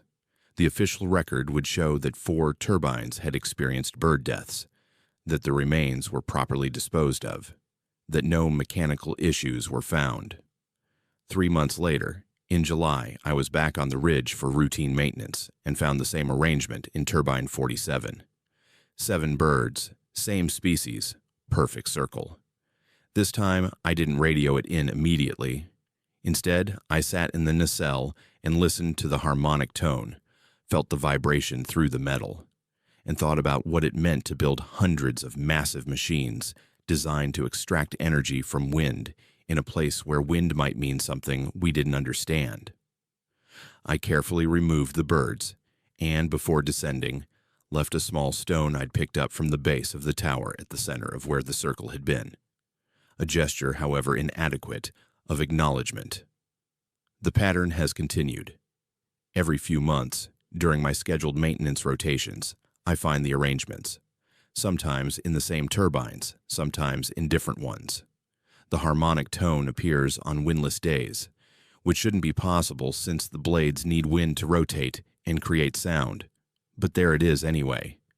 That musical resonance coming from turbines that aren't spinning. Other technicians have started leaving small items too. Stones or coins or other tokens. Unofficial offerings that management doesn't know about and wouldn't approve of if they did. We don't talk about it openly. Don't file reports anymore unless required. Just quietly acknowledge that something about this ridge responds to our presence in ways that transcend mechanical explanation. I still work at the wind farm. I still climb turbines and perform maintenance, and trust my equipment and training to keep me safe at dangerous heights. But I've learned that some places have their own logic, their own demands, and building industrial infrastructure on sacred ground doesn't erase whatever made that ground significant. The turbines spin, generating clean electricity for thousands of homes, contributing to the renewable energy grid that's supposed to help save the planet. But the wind that turns those blades isn't just a resource to be harvested. It's something older, something that was here long before we arrived with our towers and gearboxes and efficiency calculations. The dead birds arranged in perfect circles aren't threats or warnings anymore, at least not to me. They're reminders that we're guests in a landscape we don't fully understand, operating machinery that interacts with forces we can measure but not comprehend. And the least we can do is acknowledge that presence, leave our small tokens, and accept that some phenomena exist outside the framework of mechanical engineering and corporate safety protocols. Have you ever felt like a place was trying to tell you something, or do you think land is just land, regardless of what we build on it? My name is Astrid, and at 45 years old, I dedicated over 2 decades to studying sleep disorders at the University of Washington Medical Center in Seattle. As a researcher specializing in parasomnias and abnormal sleep behaviors, I'd observed thousands of patients moving through the various stages of sleep, monitored countless EEG readouts showing brain activity during REM cycles, and documented every variety of sleepwalking, sleep-talking, and night terror that medical literature recognized. August 2010 brought a patient who would challenge everything I understood about consciousness, identity, and the vulnerable states our minds enter when we surrender to sleep. The study was supposed to be routine, just another data point in my ongoing research into violent dream behaviors. Instead, it became evidence that something can emerge during sleep that isn't quite the person who closed their eyes. Something that uses the sleeping brain as a doorway into awareness that shouldn't be possible. The patient came to us through a referral from his primary care physician. I'll call him Zayed, though that wasn't the name in his actual medical file, just the designation we used in our notes to protect his privacy. He was 28 years old, working in tech like half of Seattle, and had been experiencing increasingly disturbing sleep phenomena for about 6 months. His girlfriend had moved out after he'd grabbed her throat while apparently asleep, his eyes open but unseeing, speaking in a voice she swore wasn't his. Zaid had no memory of the incident, woke to find her terrified and packing her belongings, and immediately sought medical help. His description of the problem was textbook parasomnia, violent movements during what should be the paralyzed state of REM sleep, vocalizations he couldn't remember, a sense that something was happening to him at night that he had no control over or awareness of during waking hours. We scheduled him for a full polysomnography study, the standard overnight monitoring that tracks brainwaves, eye movements, muscle activity, heart rhythm, and breathing patterns. Zaid arrived at the sleep lab around 8 in the evening, clearly anxious but cooperative as we attached the various sensors and electrodes that would monitor his physiological state throughout the night. I explained the procedure, assured him the monitoring was completely non-invasive, and told him to try to sleep as naturally as possible despite the clinical setting and the awareness of being observed. He settled into the hospital bed in the observation room while I took my position at the monitoring station, multiple screens displaying the real-time data from his body and the video feed showing him in the dimly lit room. The first few hours were unremarkable. Zaid fell asleep around 10:30, progressed through the normal sleep stages, his brain activity showing the expected patterns of light sleep, transitioning into deeper, slow-wave sleep. I monitored the readouts while catching up on paperwork, occasionally glancing at the video feed where Zaid lay motionless under the thin hospital blanket. Around 1:15 in the morning, he entered REM sleep, the stage where most dreaming occurs and where his reported problems manifested. The EEG showed the characteristic rapid eye movement and increased brain activity. His muscle tone should have been at its lowest, the natural atonia that prevents us from acting out our dreams. But within minutes of entering REM, I saw something on the readouts that made me lean closer to the monitors. His motor cortex was active, significantly active. The muscles should have been paralyzed, the signals from his brain unable to reach his limbs. But the EEG showed motor commands being generated and, more disturbingly, being executed. On the video feed, I watched Zaid's body begin to move, not the twitching or small movements sometimes seen in REM, but deliberate, controlled motion. He sat up slowly, his eyes still closed, and turned his head toward the camera with such precise orientation that it felt like he was looking directly at me despite his closed eyelids. Then he began to speak. The voice that came through the audio feed wasn't Zaid's voice. I'd spoken with him for 30 minutes during intake, knew the timbre and cadence of his speech. This was different. Deeper, with an odd flatness to the intonation, like someone mimicking human speech patterns without quite understanding the emotional content that should accompany words. He said, in that wrong voice, "I can see you watching." My hand froze on the pen I'd been using to make notes. The EEG showed he was still in REM sleep, his brain activity consistent with the dreaming state, but his eyes opened. They didn't focus, didn't track movement the way waking eyes do, but they were open and oriented toward the camera with impossible accuracy for someone who should be unconscious. I should have woken him immediately, should have triggered the alarm protocol, but I was transfixed by the data. His brain waves showed REM sleep. His muscle activity showed waking control. These two states shouldn't coexist. I activated the two-way intercom and spoke his name, asked if he could hear me. Standard procedure for evaluating awareness during parasomnia episodes. The figure on the screen, Zaid's body but something else operating it, smiled. Not Zaid's smile. The facial muscles moved correctly, but the expression was wrong, too wide, held too long. He spoke again in that flat, wrong voice. He's asleep. I'm not. The hair on my arm stood up despite the climate-controlled temperature of the monitoring room. I reached for the phone to call the attending physician to get someone else to witness what I was seeing, but I couldn't look away from the monitors. Zaid's body, controlled by whatever had emerged during his REM state, stood up from the bed. The movement was fluid but slightly off, like someone who'd learned to walk by watching rather than through natural development. He approached the camera, and I could see his eyes on the video feed, open but with pupils that didn't contract properly in response to the dim light, staring directly at the lens. He spoke again, and this time the words came faster, more confident, as if the thing controlling Zaid's vocal cords was becoming more practiced at using them. This is easier when he's sleeping. When the conscious mind releases control, you study the boundary between wake and sleep, but you don't understand what lives in that boundary. I was shaking, my professional detachment shattered by the absolute wrongness of what I was observing. This wasn't a parasomnia. This wasn't sleepwalking or REM behavior disorder. This was something using Zaid's sleeping state to manifest in a way that shouldn't be possible. I forced myself to document everything, to maintain some semblance of scientific protocol, even as every instinct screamed that I was witnessing something outside the scope of sleep medicine.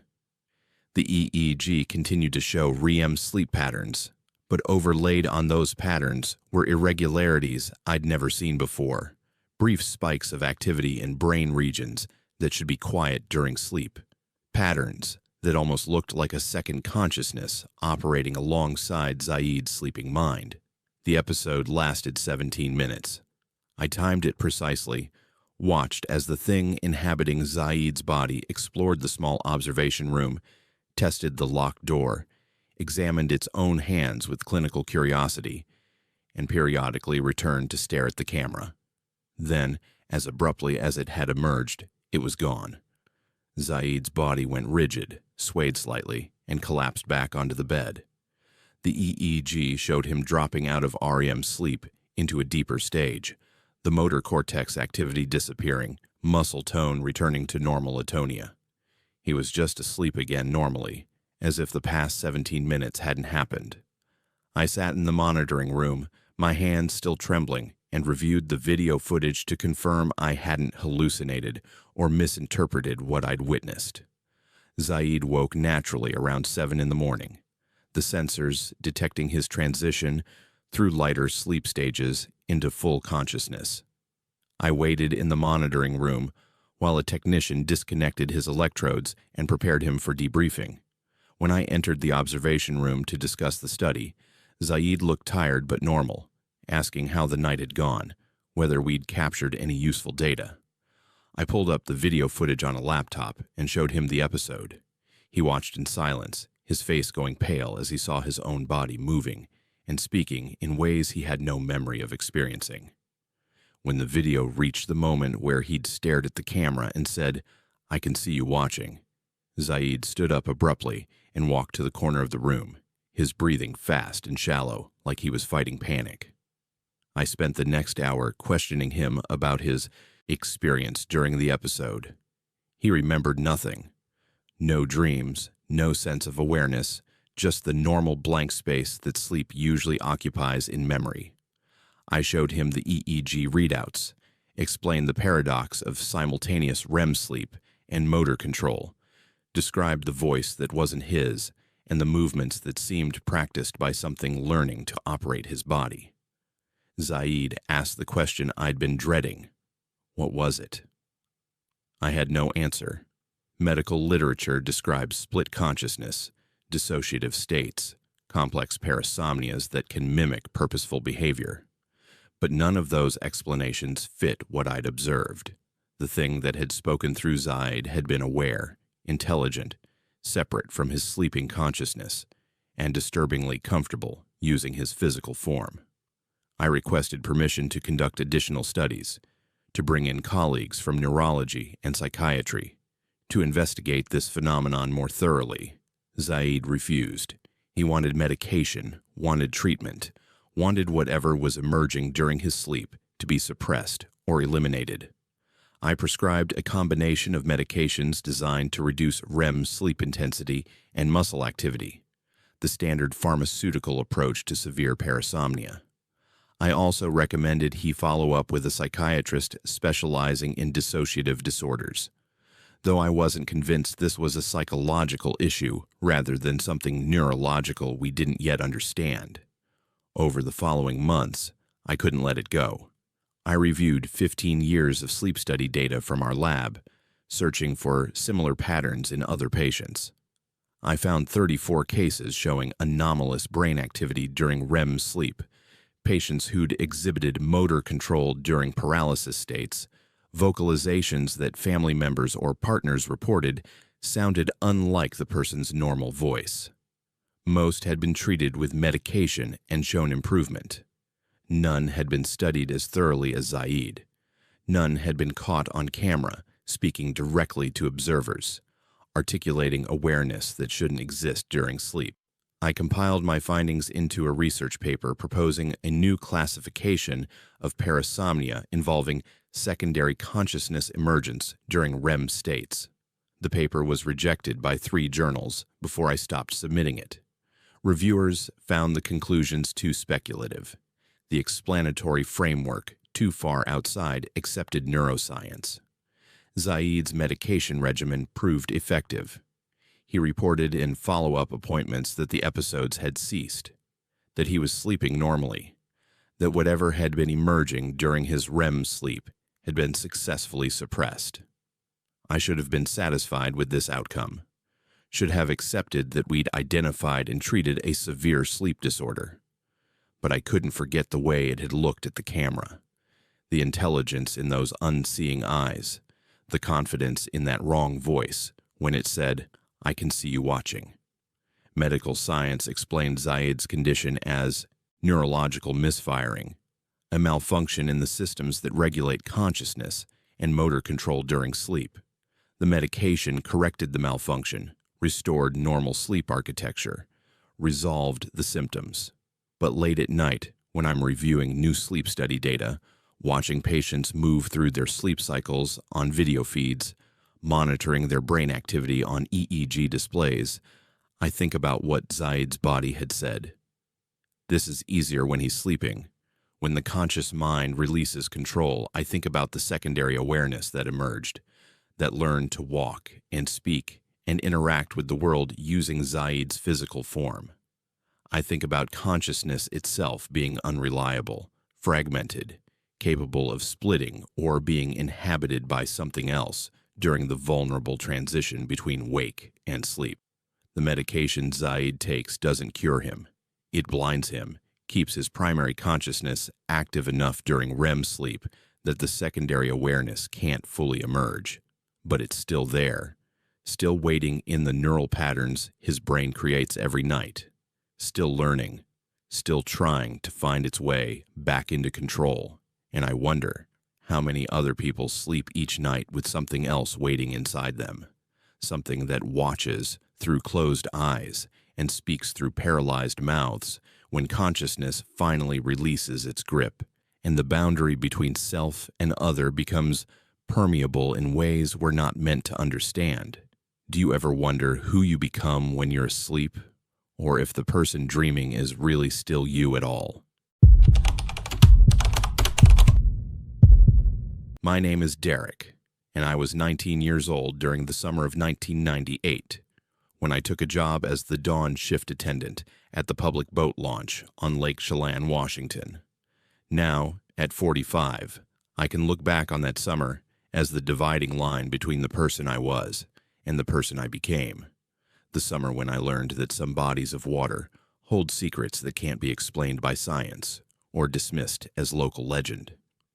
Lake Chelan stretches for 55 miles through the North Cascades, one of the deepest lakes in the United States, with a maximum depth of nearly 1,500 feet. The locals talked about the lake with a mixture of pride and caution, told stories about things seen in the deep water, warned against boating during certain times of day.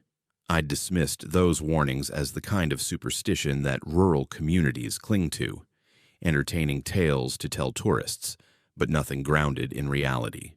That dismissal would be shattered on a June morning when I discovered a boat that shouldn't have been in the water and evidence of something in the lake that has never been identified or explained.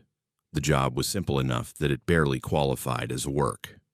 I arrived at 5:30 each morning, unlocked the gate that controlled access to the launch ramp, turned on the dock lights, and waited for fishermen and recreational boaters to arrive. Most mornings were quiet until around 6:30 when the serious anglers showed up wanting to get on the water early. I'd help with trailer backups when needed, collect launch fees, and generally make sure everything ran smoothly. The isolation suited me. I was saving money for college, working a job that required minimal social interaction, spending my mornings watching the sun come up over the mountains while drinking gas station coffee. It was peaceful in a way that made the minimum wage feel almost adequate. The morning of June 14th started wrong before I even reached the launch. The gate was open when I arrived, which should have been impossible since I had the only key. Management kept a spare at their office 15 miles away, but nobody had authorization to open the facility before my shift started. I parked my truck and walked down to the dock, assuming maybe someone from maintenance had been working overnight, though I'd received no notification of any scheduled work. The dock lights were on, casting yellowish illumination across the water that was still dark in the pre-dawn dimness. And floating about 20 feet from the dock, engine off and drifting slowly with the minimal current, was a boat. A bayliner, maybe 18 feet long, the kind of small fishing boat common on the lake. But it shouldn't have been there.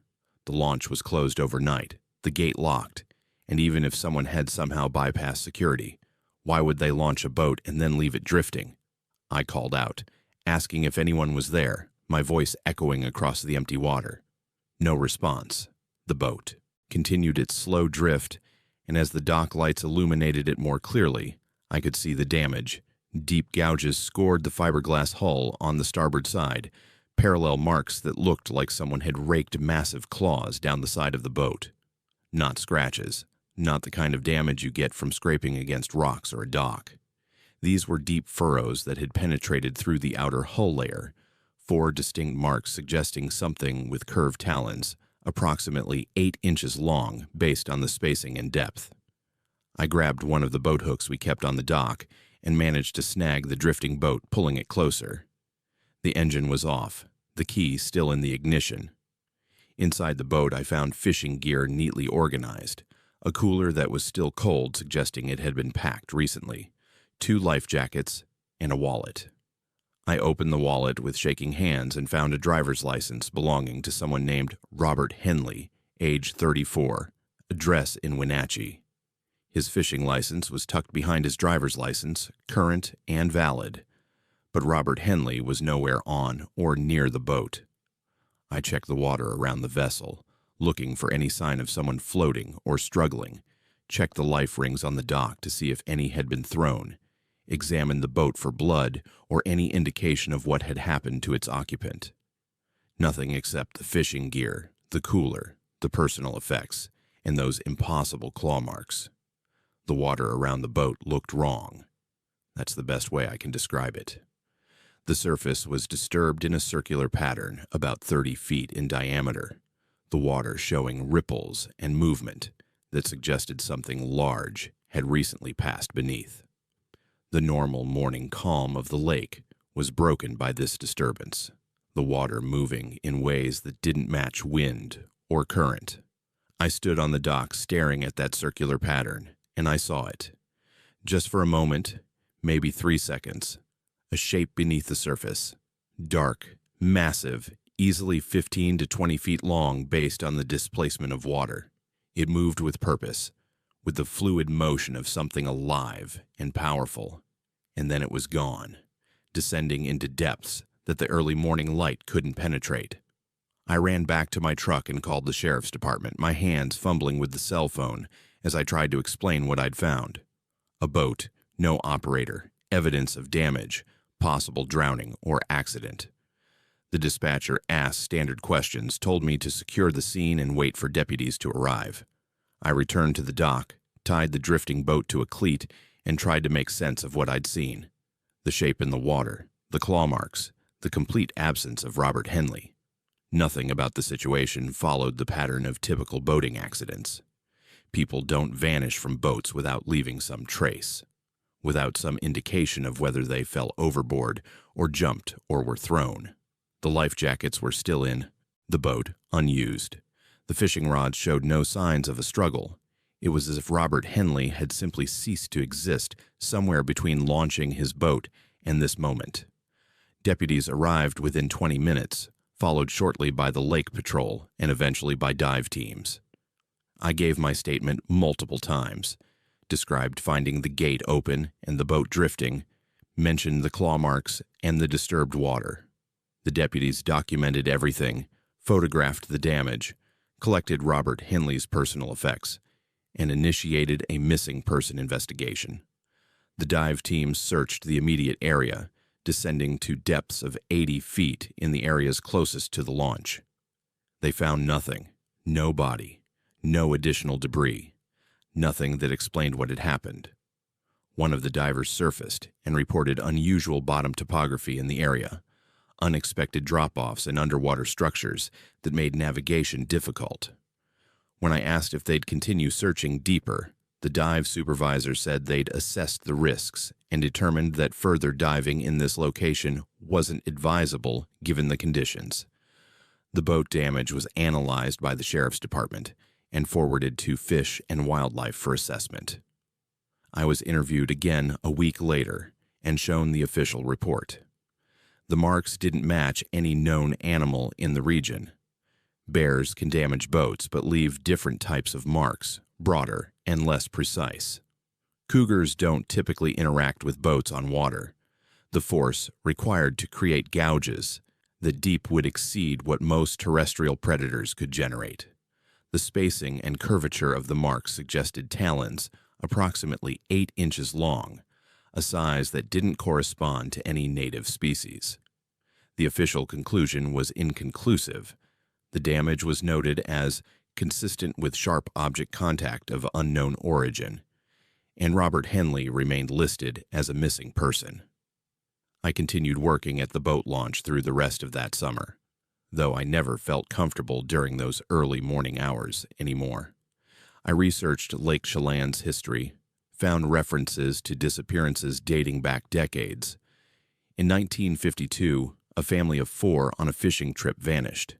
Their boat found drifting near the north end of the lake with no bodies recovered. In 1967, 2 college students disappeared while kayaking. Their kayaks found overturned but no evidence of drowning. In 1973, a commercial fisherman radioed about something following his boat in deep water, then went silent. His vessel found abandoned with the engine still running. In 1981, a diving accident claimed 2 lives, though witnesses reported the divers had surfaced in panic before disappearing beneath the water again. Their bodies never recovered. In 1989, another drifting boat, another missing person, another investigation that ended without answers. 8 incidents over 46 years, each following similar patterns. Boats found drifting, personal effects left behind, no. Bodies recovered, unusual circumstances reported by witnesses. The Lake Patrol and local authorities treated each case as separate, isolated tragedies.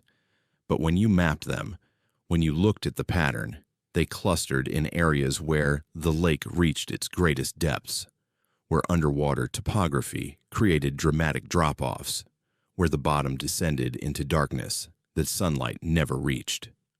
Lake Chelan was carved by glaciers, filled with snowmelt and underground springs, home to depths that had never been fully explored or mapped.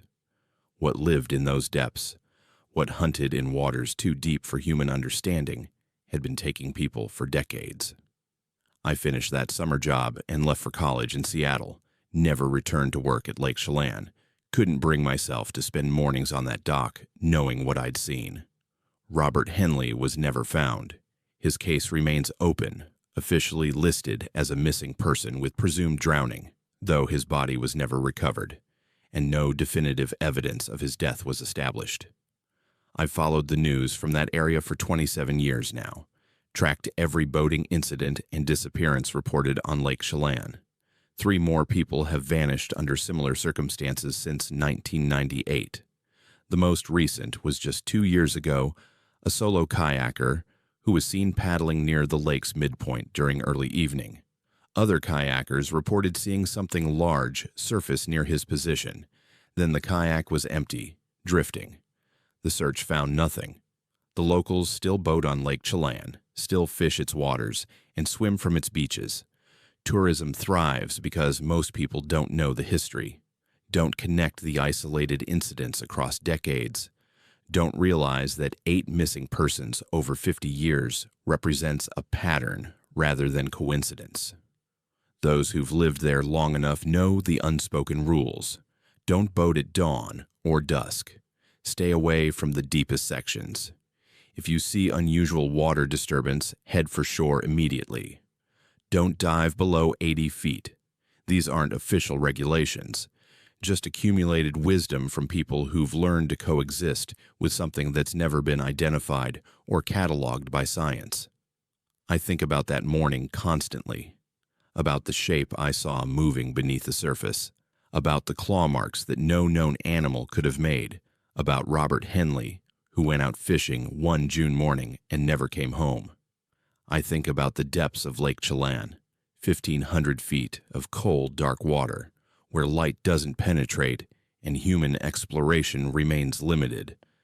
I think about what might live in those depths, what apex predator might hunt in an environment where it's protected by darkness and distance from human observation.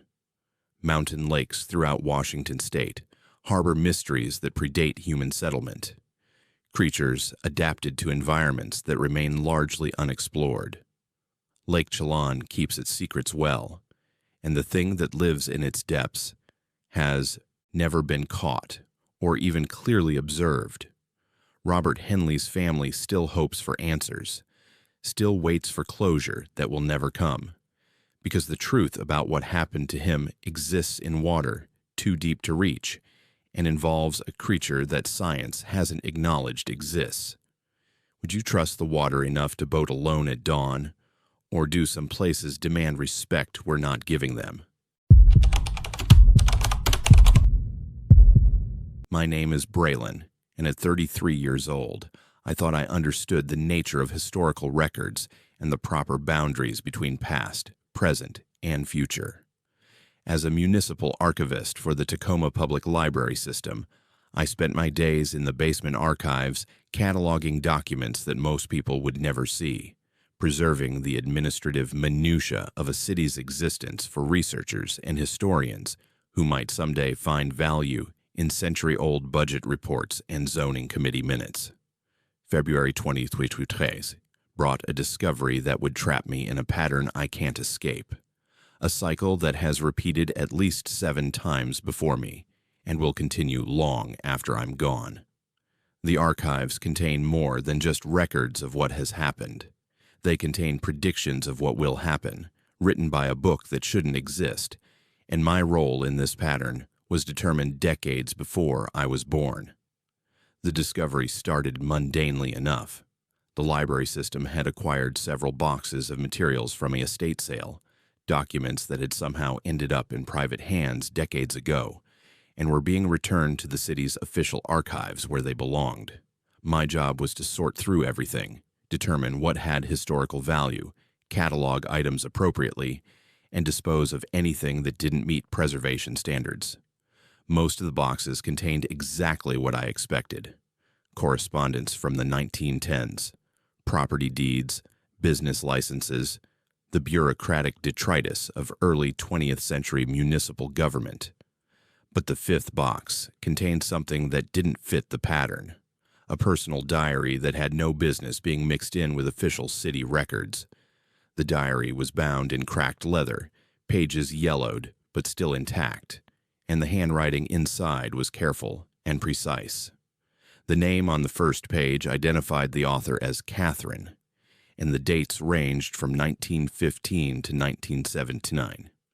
I almost set it aside for transfer to the Historical Society, personal diaries being outside my department's scope, but something about the content caught my attention.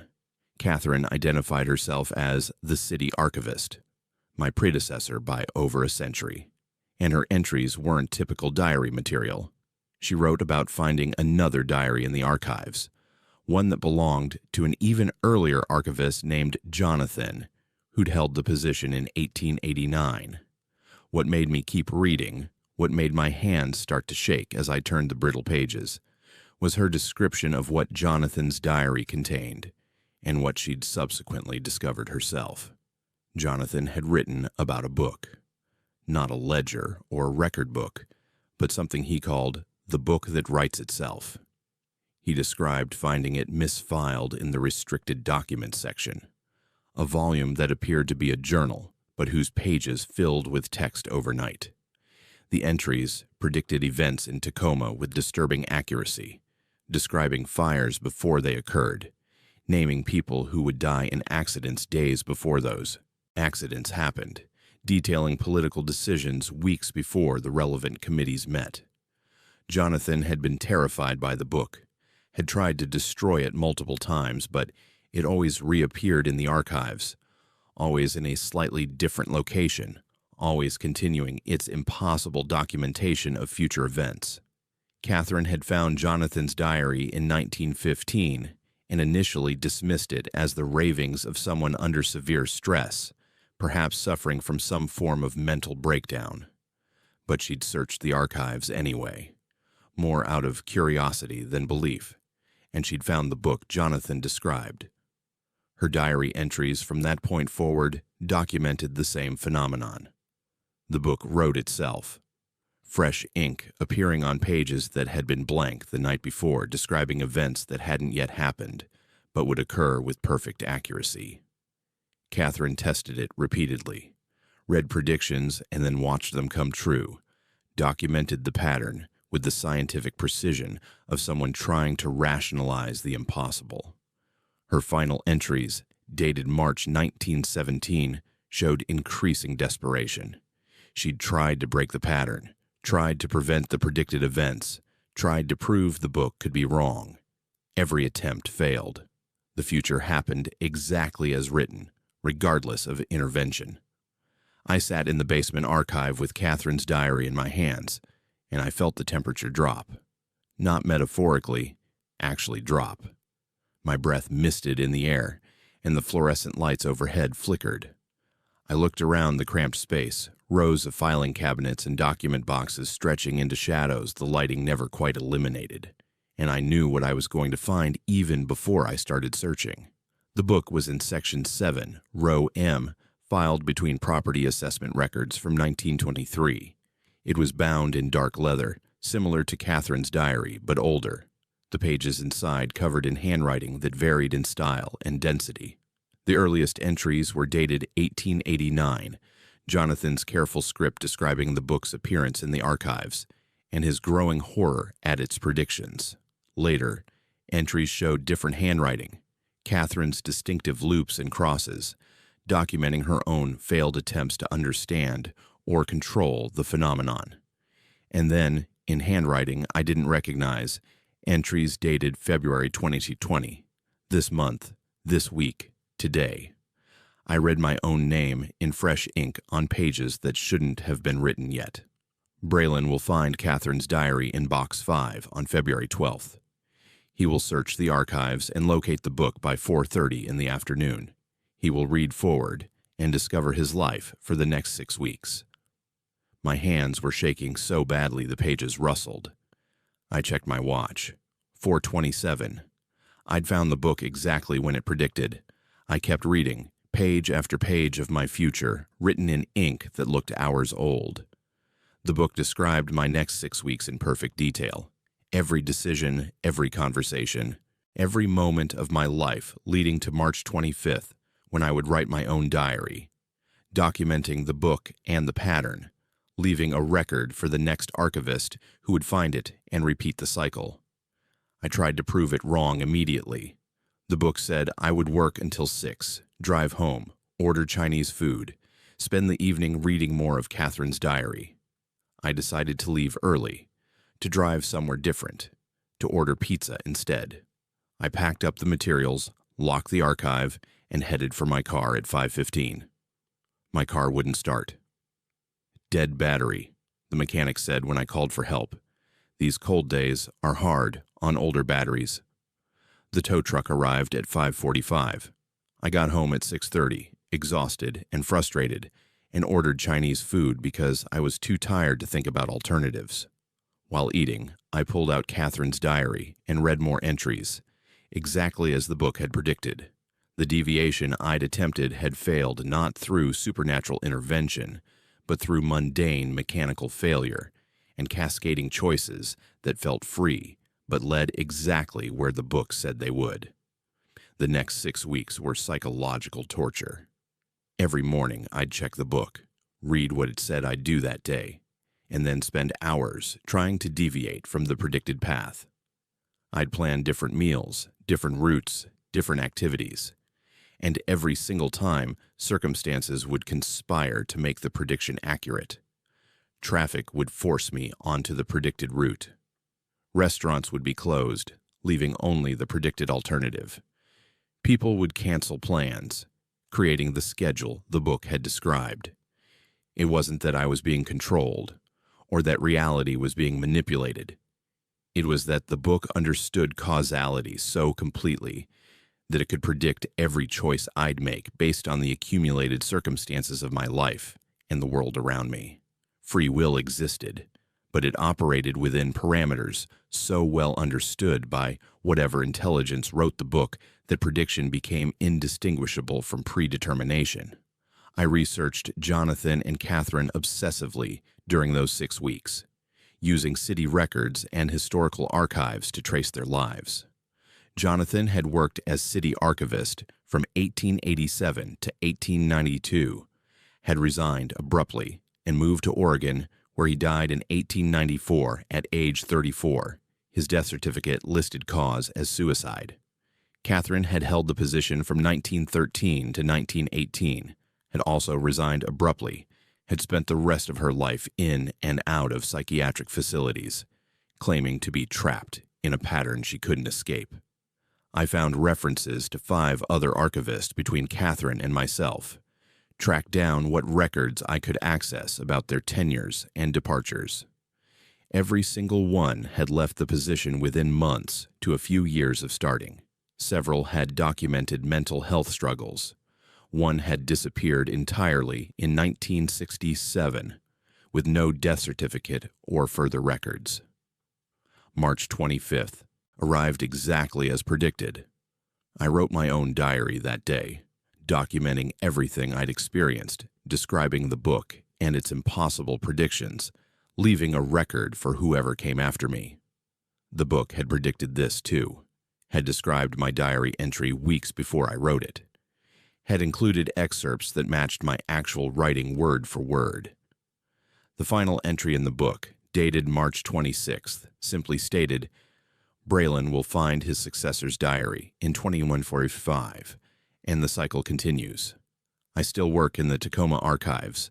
I'm trapped not by physical constraints, but by the knowledge that leaving won't break the pattern, won't change anything, won't prevent the next archivist from finding Catherine's diary, and subsequently the book.